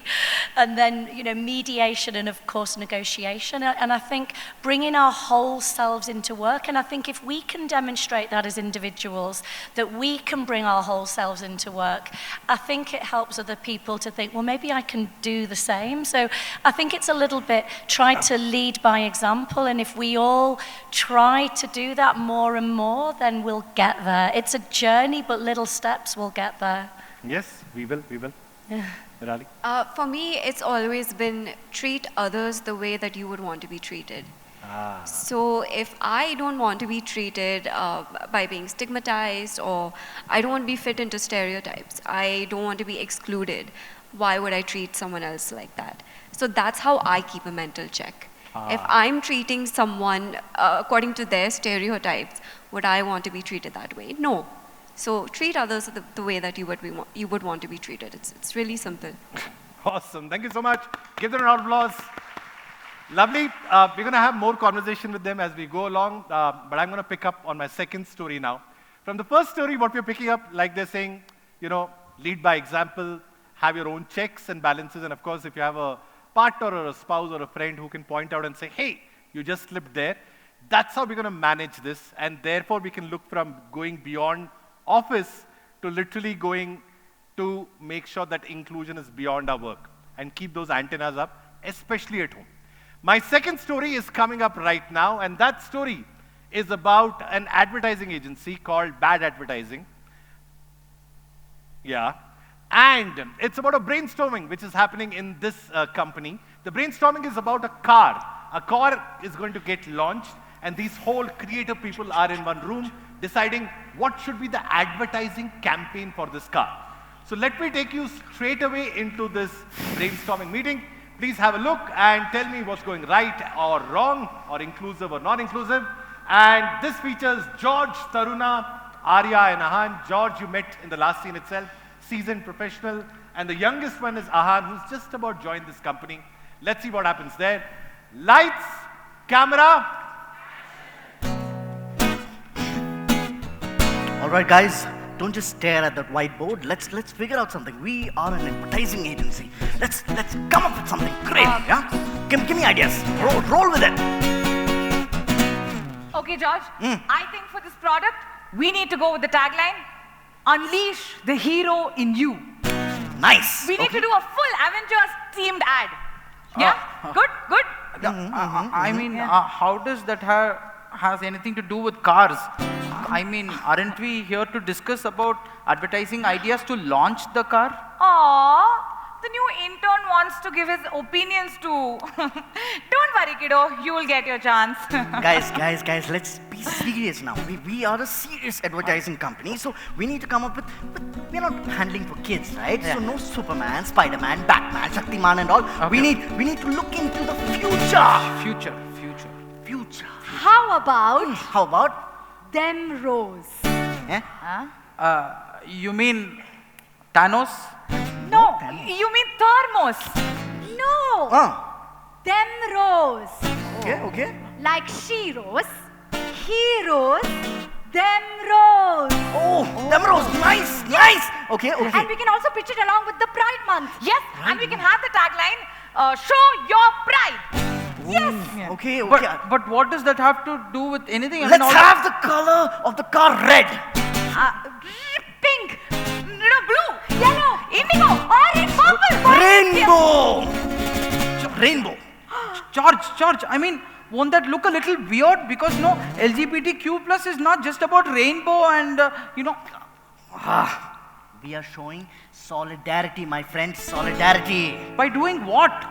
With our words and actions, Yeah. But we have to look at other segments as well, right? What other target? What segments? Target segments? Yes. Men, women, LGBTQ. Oh, you know what? I think we need to pitch it to people with disabilities. Okay. Okay, I can. Okay. How about we Okay. have a car Huh. and inside the car, all the buttons have the writing in Braille. Oh, lovely. Like, for example, the volume button in Braille. Yes. The power button in Braille. Yes. The window button in Braille. Lovely. And you know what? We can even write the name of the car behind the car in Braille. Yes. Oh, how does that let the darkness within you stop you from being a superhero? Oh no, I'm a hero. Yes, I love it. I love it. Come on, go for it. You know what? I think it's fabulous. It's beautiful because we can even have a detachable ramp for the driver's seat.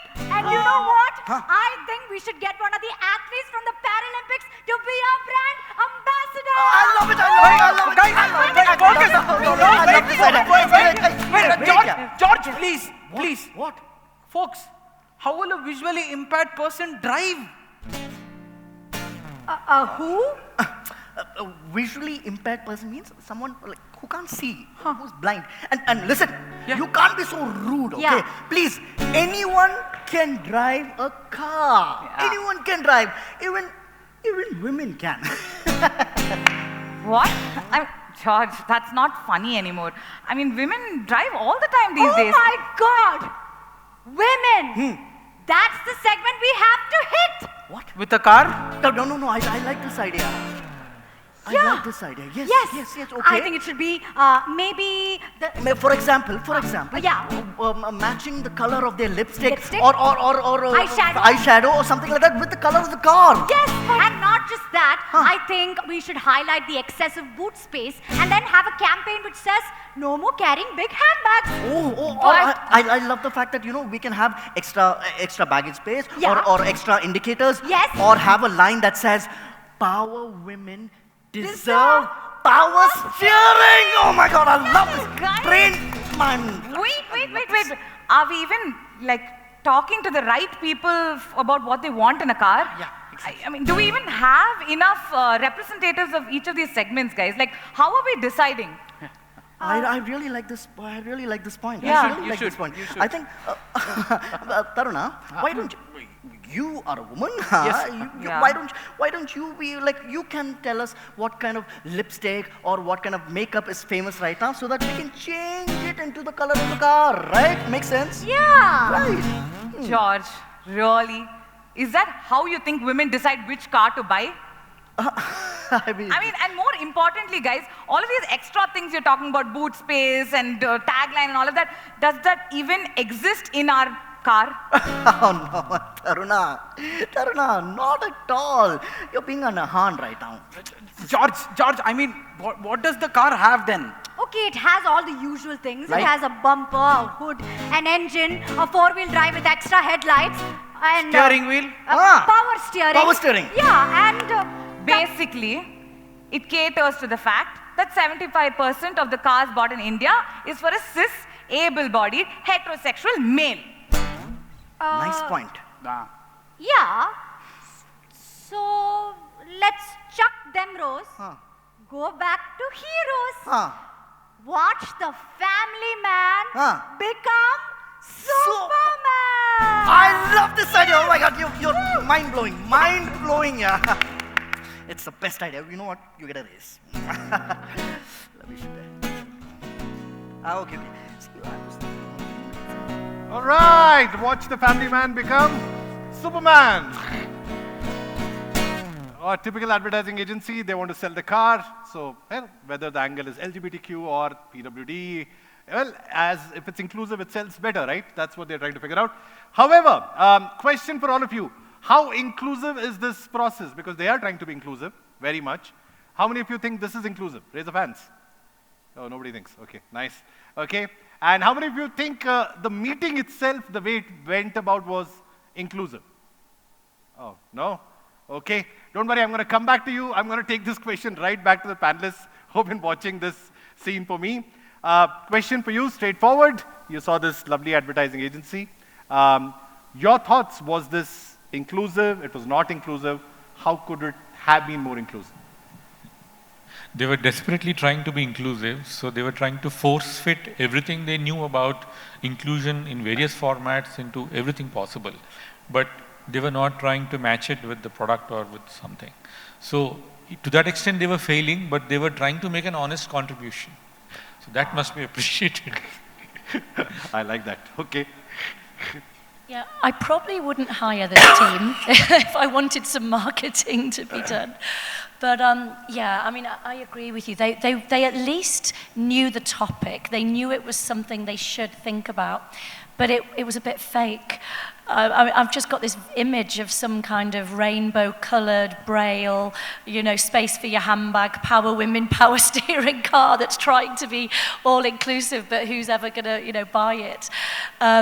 So yeah, I think to be really inclusive, I think it's something, it's more than just a talking point. I think it's something we all have to genuinely feel and experience, and I think this is where, you know, maybe everybody's now aware of the topic. I think we're getting there on as a subject, but we really need to go much beyond that. It's not something that's just about, oh, we have to do this, but let's really feel it and genuinely be inclusive. Yeah. Rali? I envisioned a visually impaired person driving a car. I mean, see, I'll tell you one thing. I like the idea of maybe having braille for the windows or something like that. I think that was pretty cool. But again, the product just did not go hand in hand with inclusion. So yeah, just imagining a visually impaired person driving a car just got me in stitches. And I know that you've done a lot of audit of places where, you know, checking for how inclusive it is, especially for persons with disability. Yes. Like the car is not, clearly. It's made for not. So what's been your experience on that? So I have actually audited about 50 restaurants in Mumbai. They were advertised as being disabled friendly. Now, disability is an umbrella term. You can't just choose and cater to what disability you want to provide for and then call yourself disabled friendly. 50 restaurants, they were not standalone, they were standalone restaurants, not 5 stars or not in malls. Only 5 of them were accessible, and if they were accessible, they didn't have an accessible washroom for a person with a disability. They didn't have braille on their signs or in their menus, nothing of that sort. So how accessible and inclusive are you truly? Yeah. And the biggest thing was, when speaking to the managers and telling them that they needed a ramp, the managers just came to me and said, ma'am, people like you just don't come, so what's the point of a ramp? And that's a vicious cycle right there. Right, okay. That's terrible. Really terrible. I'm going to actually go to a positive example on that side, because with the, I mean, your survey clearly says that it's not been taken care. But here is a gentleman right here who's literally created a business keeping inclusion at the core. It's like saying, I designed a car keeping inclusion at the core. So 2 fantastic brands in Mumbai, restaurants which are run by him, and a wonderful story here. Why don't you share that with us? We have 4 restaurants in Mumbai, and all of these are like mid-end. So in our restaurants, all the waiters are speech and hearing impaired, deaf basically. So the designation called waiter is reserved for deaf. So that's what it is. And so other than training the waiters on how to do the work in the restaurant, the first thing we've done is train all the managers on sign language. So that's a compulsory thing. All the managers have to learn sign language to work there. So in our business, we have kind of evaded 3 problems that most organizations that employ PWDs face. One is creating a community of the disabled people. Invariably, if an organization takes one or 2 people, then they feel alienated because nobody talks to them. Not because they don't like them, because it's a little cumbersome, a little inconvenient, so they try to avoid. Things like, let's go for tea, let's go for a smoke, are avoided if there is somebody who's disabled and somebody who's able. So in our space, in each restaurant, we have 25 people who are deaf. So they have created their own community among themselves, so they don't have this problem of being alienated inside an organization. Second problem we have avoided or evaded is inclusion. Like I said, we forced all the managers to learn sign language. That way, we have changed the word inclusion heads up. So we call it reverse inclusion. So instead of training the people who are coming from outside to inside on how this environment works, we train the people who are inside the environment of how to deal with the others. So we train all the managers on sign language. So we call it reverse inclusion. So when somebody who comes, a deaf person who comes and works here, he doesn't even feel, he feels at home. Like he talks in sign language to his parents or to his siblings at home, so he can use sign language and talk to the managers. So he's able to share their thoughts, their feelings, etc. along with them. The third problem we have evaded is by having the entire designation manned by deaf people. So there's no comparison. The other challenge that happens is like, oh, he gets more salary, he gets less salary. Because I'm deaf, I'm not getting the same salary. This problem has also been done away with by having the entire cadre of waiters as deaf. Yeah. Fortunately, we have been received well by the customers. Ultimately, I'm a businessman, so we wouldn't do it unless our business is profitable. So at each point in time, we ensure that it is going to drive business, apart from maintaining a sense of equity among all people. Fantastic. Oh, lovely. I want to pick up on this because a lot of times when we think about inclusion, it seems like a HR agenda. It comes from, good to do, but, it has no, people don't think of it as related to profitability or, so how would you think of that? I mean, do you agree? Do you not agree? I disagree because, in fact, in the last 4 or 5 years, after having set up the restaurant, several organizations have called me to give talks and sessions for their internal teams. And invariably, I ended up with the question, okay, how many people how many PWDs do you employ? And immediately the HR jumped in and said, no, we have a policy, we have this, we are doing this, we are doing this. We have 3 or 4 people, but we are doing something. So ultimately, it comes down to as long as the HR is responsible, it's not going to happen. Because the HR can make policies, can even force policies, but invariably the business heads, what they're asking for is, can I have this person's cost as a part of CSR? Or can you reduce the target by these 2 people because they cannot carry the actual target? And that defeats the whole purpose. So I think even in the earlier session it was discussed, the ownership of DEI or inclusion has to move from the HR. HRs can be a custodian of a policy, but it has to move into the business champions. Oh, well done. Okay. Thank you. And one last question, because you saw the scene and among all the people, we also had the youngest in the agency who was hardly able to speak, or whenever he tried to speak up, he was kind of, which is a lot to do with intergenerational diversity. But what is the role of people? Many times we are in conversations where we know something is going wrong. We are bystanders to what is happening. What do you think is the role of a bystander in situations like this? Rali? I think it's... Okay. Sorry. I think it's important, if you want to be a realist, you need someone to set things straight. You need that contradiction. Otherwise, we just get so wrapped in this terminology that ultimately we feel we're obligated to do something about it. But you need a realist to set you in place about what's wrong and how that, in this scenario, a visually impaired person driving a car, that does not make sense whatsoever. That does not make sense. So you need someone to set these things straight. And? I absolutely agree. I think we all need to try to play a better role in speaking up. And it's not easy. We've probably all been guilty of it. I know I certainly have. I've probably, witnessed behavior that maybe hasn't been right, and maybe I haven't always done the right thing. I haven't always spoken up. I think we all need to make much more of an effort to try to do it, as uncomfortable as it might be, because it's the right thing to do. Thank you. I just want to add one point here. This is a problem with most of the organizations in our country and elsewhere. We have these baby boomers, we have the, whatever it's called, Gen X, Gen Y, Gen Z, and now millennials. Alpha. Unfortunately, the entire decision-making set is coming from the baby boomers.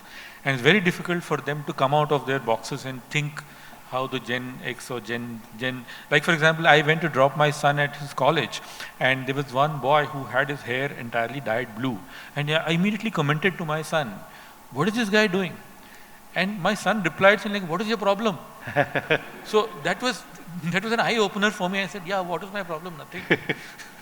So it's very difficult for baby boomers to actually allow these policies to happen inside organization. It's a big plague that is going to haunt several businesses for a few years.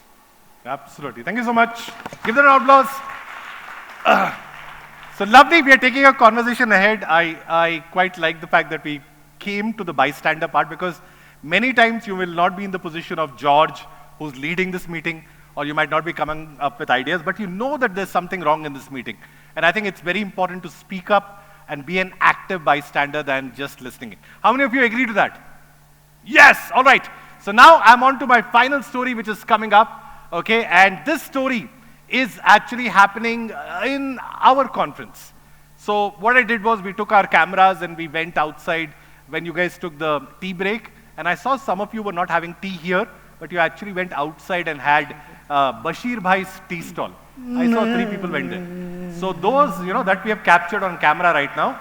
I'm going to show you what happened when you went to Bashir Bhai's tea stall and what conversation happened.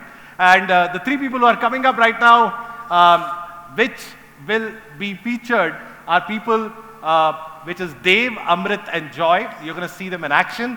And for you to see yourself in action, you need to say lights, camera, action. Now, action! I mean, Joy, that last presenter who was talking, that jacket, he was a little long with everything he was saying. Yeah, actually, I kind of enjoyed it. Welcome to Bashir Bhai's canteen. Hello, Bashir Bhai. Hello, how can I help you? Can I have 2 teas? Okay, 2 teas for the cuties.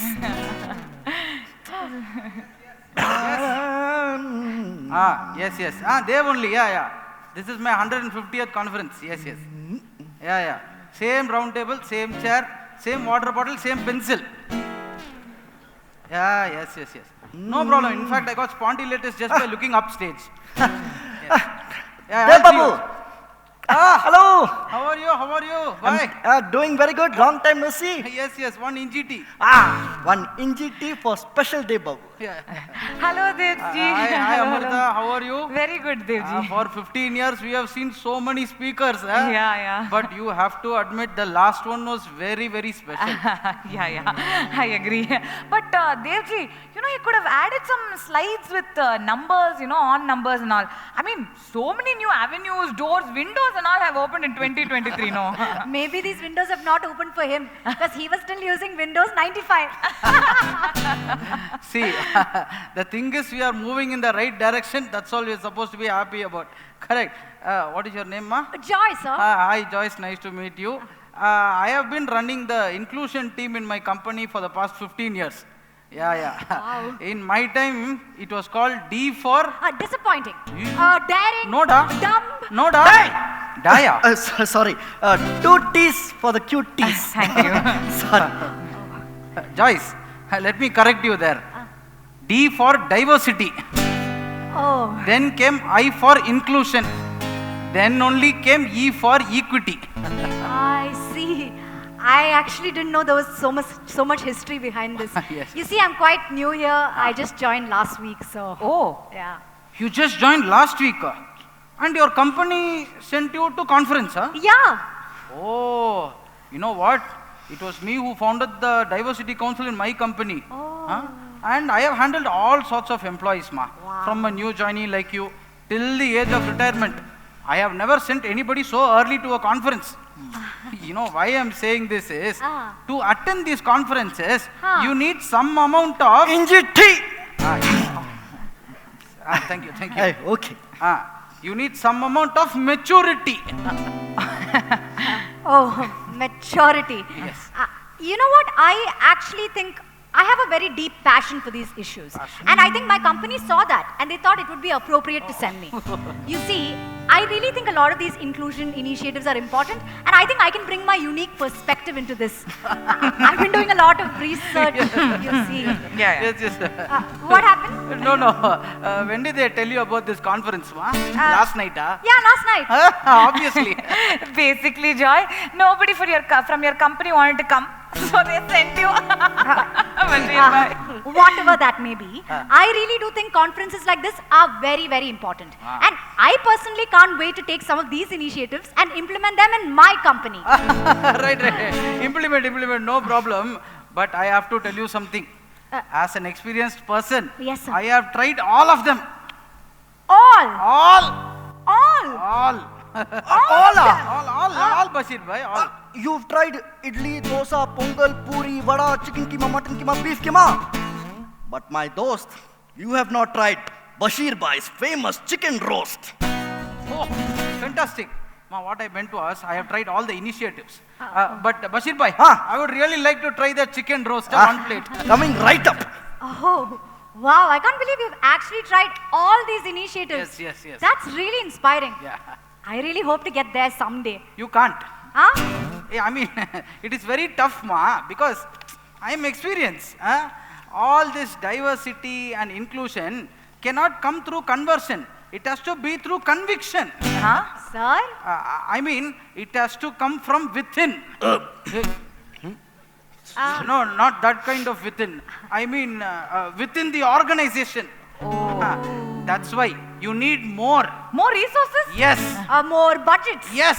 More chicken roast for you. No, I think he meant more approvals, no, sir.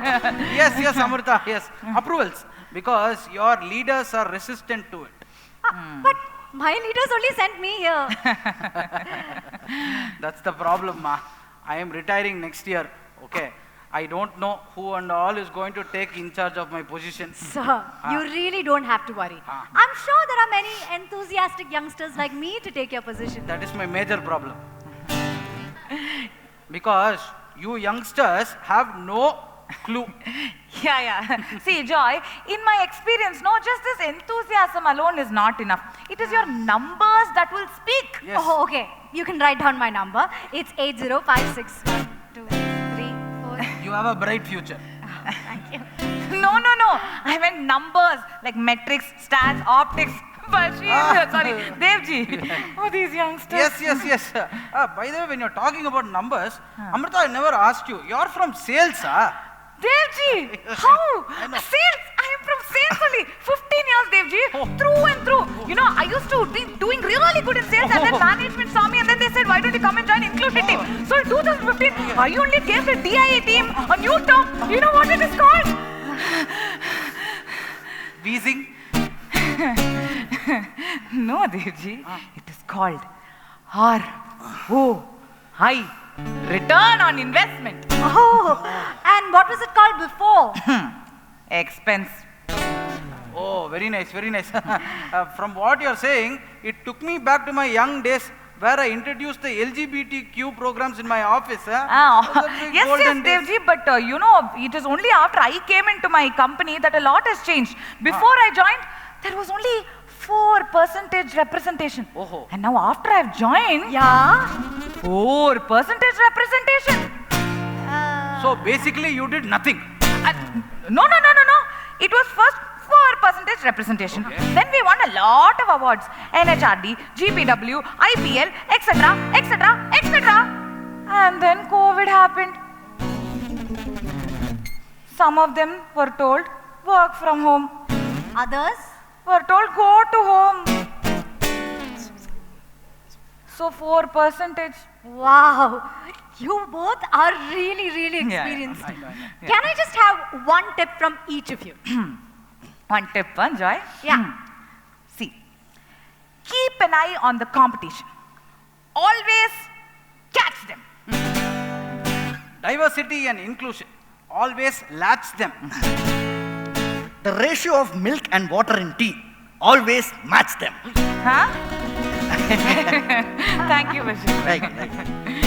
We're late for the conference. We'll go. Yeah. This way. Bill.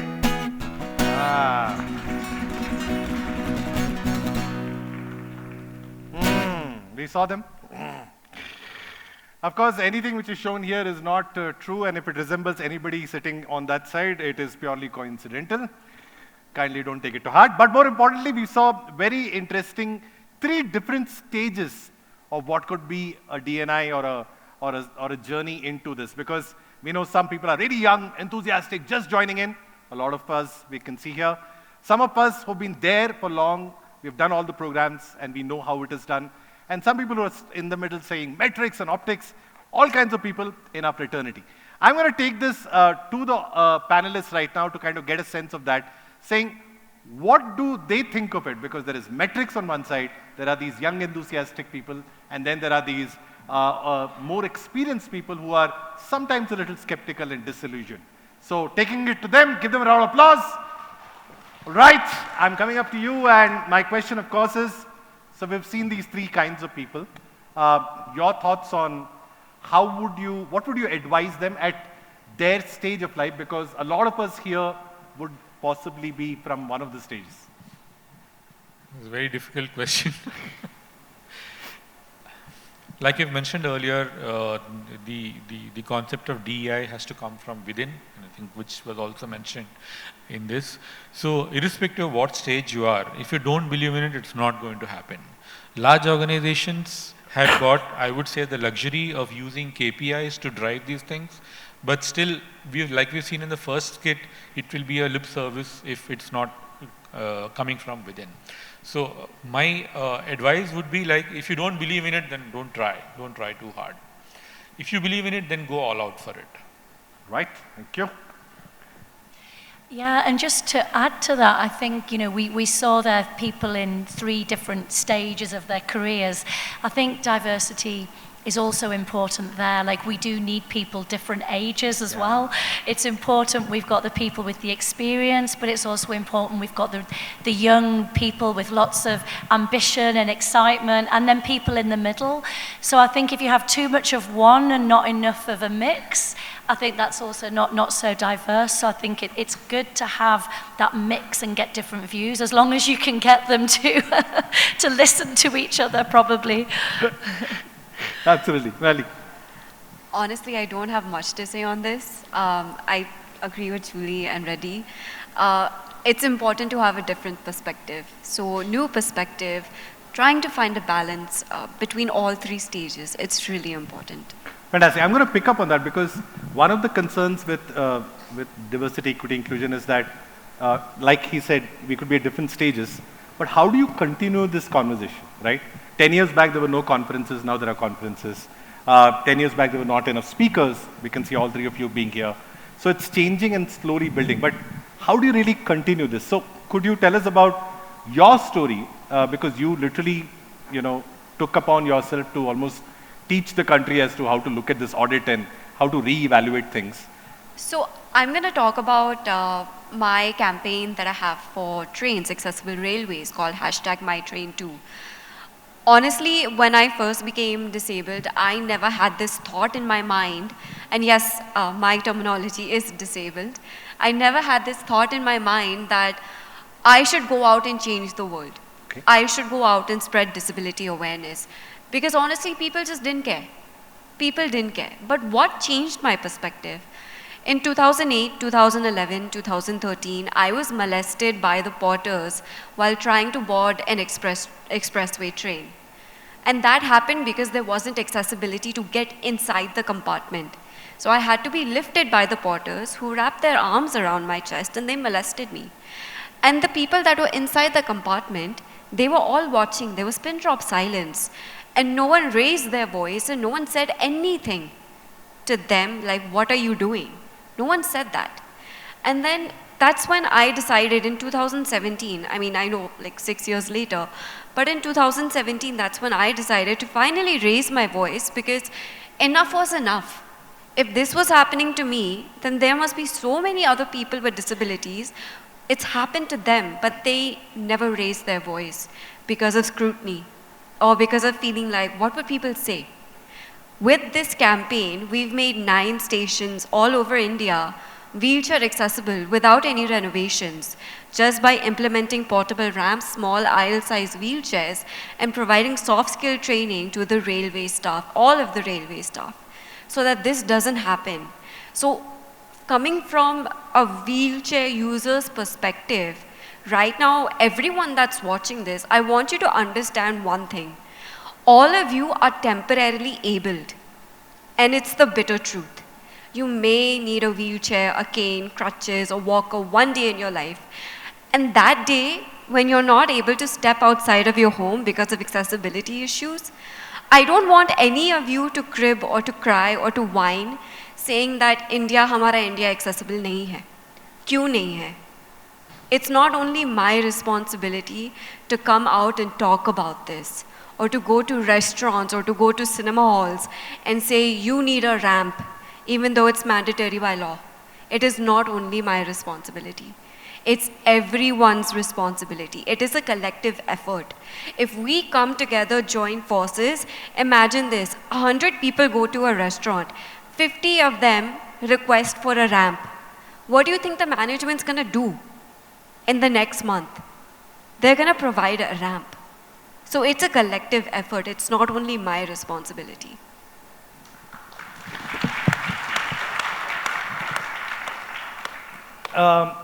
So, that's a difficult one to follow. So, with the call out that she's saying, hey, we should all contribute. My simple question is, yes, we are professionals in this space. How do we really turn this tide around and how do we keep building this? What keeps you going? Would you want to tell us, Nirali, what keeps you going? Instagram. No, and I'm being very serious about that. I'm being very serious about that. The messages that I get on Instagram, where people will come up, well, people will message me and tell me, you know, we went to this restaurant and we advocated that you need to have a ramp available. We brought our disabled friend with us, and we've been going to this restaurant for the past 2, 3, 4, 5 months, and they finally got a ramp because we were advocating for this. So that's what keeps me going. That's what it is. What keeps you going? Well, that is really hard to follow. No, I mean, I completely agree. It's not only your responsibility, it's all of our responsibilities. My brother-in-law has been in a wheelchair all his life. So I do have experience as well of that scenario and some of the limitations, places that he can't go to and, you know, and things like that. So it is all of our responsibilities. So I think that is a key message we all need to take on board. Thank you. Yes, Reddy. This is a very, very big space to address. So my suggestion would be like choose one small area and go all out for it. But like I said earlier, do it only if you believe in it. If you don't believe in it, then nothing is going to happen. And what keeps you going, waking up every day and in this journey? So when the parents of my entire staff, like we have about 110 deaf people working across, I also have a salon, by the way, run by deaf people. So I have 1 salon and 4 restaurants. So when these parents come to us and meet us and say ki, like I'll use Hindi for a little while, आप हमारे लिए भगवान हो, ये हमारा dependent था और हमको मालूम नहीं है कि इसके साथ क्या करें as he grows up. I'll just translate it for you. You are like a God to us because this child has been our dependent and we didn't know what to do with him or her when he or she grew up. And now we have become their dependents. And in case they make a mistake, please pardon them. When I hear this, that is what drives me day in, day out. Having said this bunch of 110 people, not all of them are grateful. But what keeps me going is they're not aware that they need to be grateful. Most of them don't even understand the fact that if they don't take that money home, it's going to be a dent on their family income. They don't even realize that. So at the drop of the hat, they say, I don't want to come for work tomorrow. So we call their parents, ask them to counsel the child or the kid or the whoever, the boy or girl, to tell them how important it is to come back and work, because at some point in time, those parents will not be there for them. So that's something that drives me all the time. Ladies and gentlemen, please give them a big round of applause. Yes. I was just going to say, just to, in terms of the question, what keeps you going, and just on the women topic, and you know, this lady here earlier talked about the struggles of being a woman versus a man, and the 9 months of being pregnant, and all of those things, and yeah, I just wanted, from my experience, when I became pregnant and I was working in an organization and I had a pretty good role at the time, and then I announced to the company that I was pregnant and I was expecting twins, and my experience there, within a couple of weeks, the role that I was doing, which was a head of role, became a co-head role. And so, yeah, so I experienced that. And then at the time, the maternity leave was very, very short, and it was first time mum, and I was expecting twins. So I asked my boss at the time, who was a man, could I take some unpaid leave? I wanted to take 6 months leave. And his response to me was, I wish I could have a 6-month holiday. And I got the leave, I took it, and I went back to work after 6 months. And the day that I walked into the company after my 6 months leave, I was made redundant on the spot. So I lost my job. And I was very, very fortunate. I took it as a big positive in that I got to spend a much longer maternity leave than I'd planned. But that happened to me personally. And, you know, yesterday when I got to our office, our Schneider office here in Bangalore, and one of the first meetings that we had, it was 5 ladies that had just returned back to the office after their maternity leave.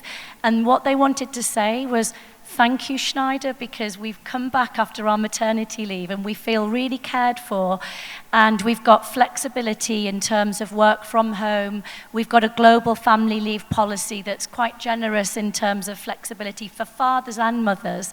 And they really just wanted to say thank you to Schneider leadership. And I felt quite emotional, actually, because my own experience, I knew exactly that, wow, if I'd worked at Schneider at that time, the care that you would get is completely different. So, yes, so I think that's the story. Please give these wonderful, lovely human beings a big round of applause from our side. Thanks so much for sharing your genuine, real stories. I think that's what made a difference. Did we love them? All right. Okay, on that note, thanks so much. I'm going to just pull up my last few things that I want to talk about. 3 key things that we wanted to speak about today. All of you are part of the fraternity. We are all working together on this. One was to really move on inclusion beyond our workspace. Second was to make sure that when you are designing whether the product or the service or, like he said, the business, think inclusive at all levels. And finally, we are at different stages. But when you're working together, don't be the bystander. Be the active person who speaks up. Be the active person who supports. Be the active person who sends her Instagram reels so that she can feel happy about it, all of that. And let's stay inspired, keep inspiring. And a big round of applause to our speakers once more. Thank you so much. Those are the 3 things that I wanted to speak about. A little about us. I'm Sunil, as I said, from Training Sideways. We use theater and art-based methodology to work with diversity, equity, and inclusion. We've been doing that for the last 15 years. Some of our clients right there. But most importantly, thanks so much for this opportunity to be here. Give a big round of applause to them. Give a big round of applause to them. Thank you. And yeah, to our actors who've been performing, there they are, right from our guitarist to all our actors right there. You want them to, okay. Thank you so much. Oh, yes, yes.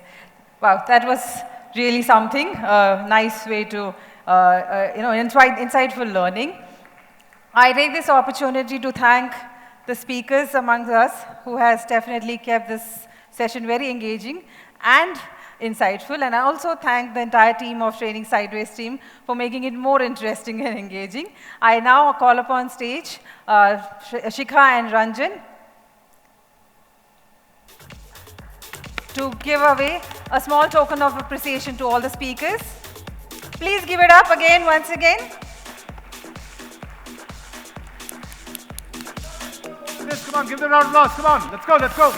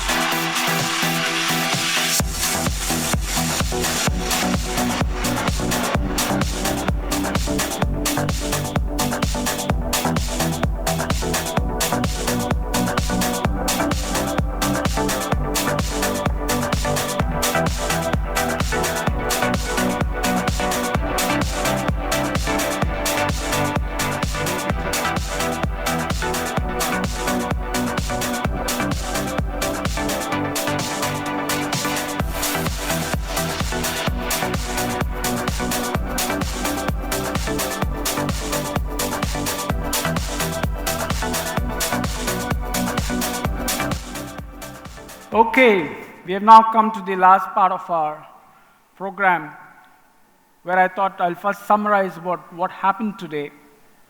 And wow, Shika, this was truly a very inclusive program, the way in which it was constructed and designed itself.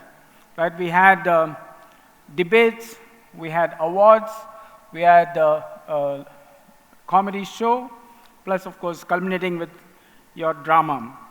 Some of the key takeaways I think we had today was, I'm not going to name who said what. Don't assume, ask questions. I think it was a very powerful statement made by one of the panelists. Many times we take things for granted, and therefore it's very important that we ask questions. A very interesting, unique practice I saw was about setting up a rejection committee, right? We have heard about selection committees day in and day out, but I very rarely heard about a rejection committee. And I think it was a great experiment by one of the panelists, and truly it helped in terms of improving diversity. And that it was a rejection committee headed by CEO. One of the business leaders also talked about, we need to experiment. When they asked about how do I go about implementing diversity, he said that we need to experiment and give it a try. Our friend from the LGBT community said, the onus is on the society and the business to recognize and embrace diversity. And I like the word, instead of calling LGBT, talked about queer community, the queer community, right? I think it's about time that we not look at them as just as the LGBT, but look at them in a different perspective as a queer community. He also said we need to be valued and respected for being different and not just a ritual ticker box. We need to be valued for what we bring to the table. And as Pavitra said that, it's just not an NGO, but it's an organization for profit. So therefore, we should look at these people for the value that they bring to the table, and then not just look at a ritual box. Deepa also talked about, let's start talking of belongingness along with DEI to make it really more inclusive. It's just not about DEI now, it's also about DEI and B. And of course, again, one of the speakers said, nothing special privileges for physical disability. They don't need any compassion. They're saying it should be an equal playing field. Treat them equal, otherwise it becomes exclusion and not inclusion. And again, a business leader said, DEI adds value to business. And one of our guests also talked about, look at every hiring opportunity as an opportunity for bringing about diversity and inclusiveness. Post-lunch, of course, we had a very interesting session where we honored the Prerna Award winners. And we really had two inspirational winners. The lady from Ladakh, who was setting up an all-women travel company. I know this for sure because I have traveled extensively. I've driven all the way from Bangalore to Ladakh and back. So I know how difficult it is in Ladakh. And to really have a woman entrepreneur promoting travel in Ladakh is a great inspiration for many other women entrepreneurs. And of course, what a unique idea about creating homes and offices sort of use containers. So truly two great unique initiatives, and thanks to Schneider for having identified those people, one in the north and one in the south, truly inclusive. And of course, what better way to drive the message of DEI than through theater and arts, right? The drama where they talked about DEI beyond work and office. And it was interesting when someone said we play two hats. The way we behave while at office and the way we behave at home was clearly demonstrated in the acts that was shown over here, especially the walk couple, where they talked about stereotypes, right? About how can a guy wear a pink shirt and play football? I think, and also the pun around not a delivery boy, but a delivery girl, right? These are some of the stereotypes that we have about people. And they also talked about, through the theater, change needs to start from home, right? They said, true inclusion. This sample which they talked about, stay-at-home dad, right? It was truly a very, very inspirational message that they passed about, that true inclusion comes when it starts from home. And then also they talked about the message about family man becomes Superman and play a diverse opinion over here.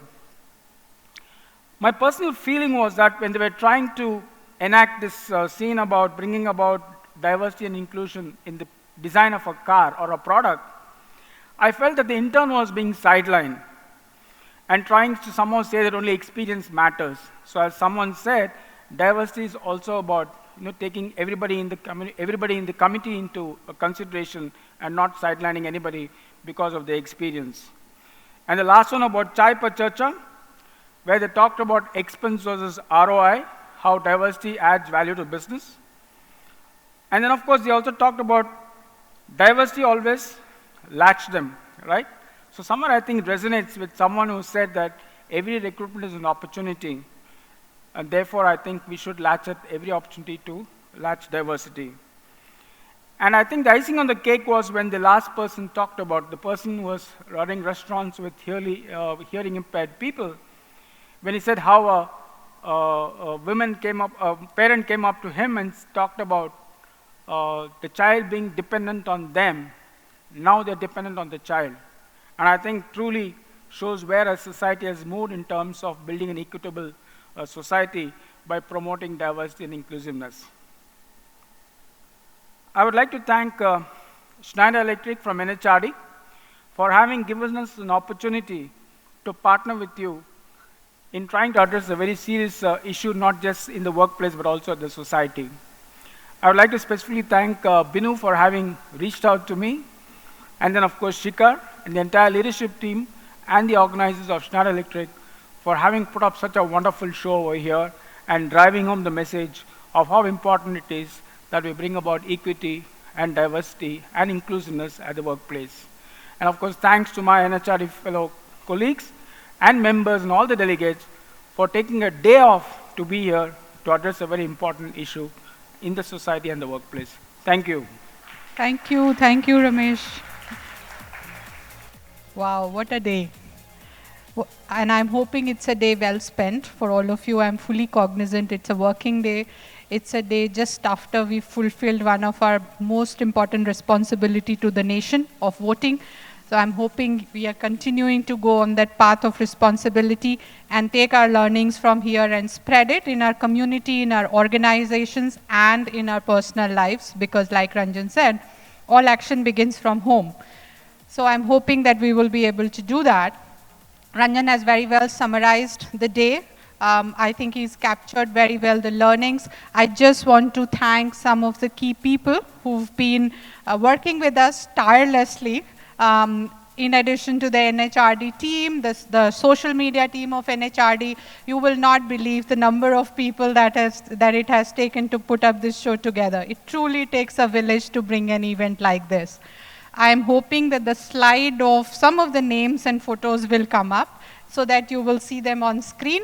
Okay, apparently not, but okay, I know you know that who you are, who've brought the event together. You see some of them in the room, you've seen some of them on stage, you've seen Ranjan and me on stage, but trust me, we're just doing this.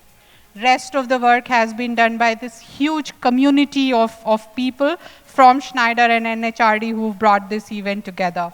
I also want to again thank all of you, every single one of you as participants. You've traveled from different parts of Bangalore, and living in Bangalore for 23 years, I know that is not an easy feat. So thank you very much for making time, for coming here, for participating, for challenging us, for challenging yourselves, and giving us this very, very important day of your life. I also want to once again call out the NHRD team. We had the secretary of the NHRD team also here as part of the award ceremony. They have been very close collaborators with us for many, many years now. And I'm sure we get richer in our experiences every time we work together. We look forward to many such partnerships, and we look forward to your comments, questions, reach out to us. Let's keep the conversation going, and let's translate this conversation into action. Have a very good evening, and thank you once again.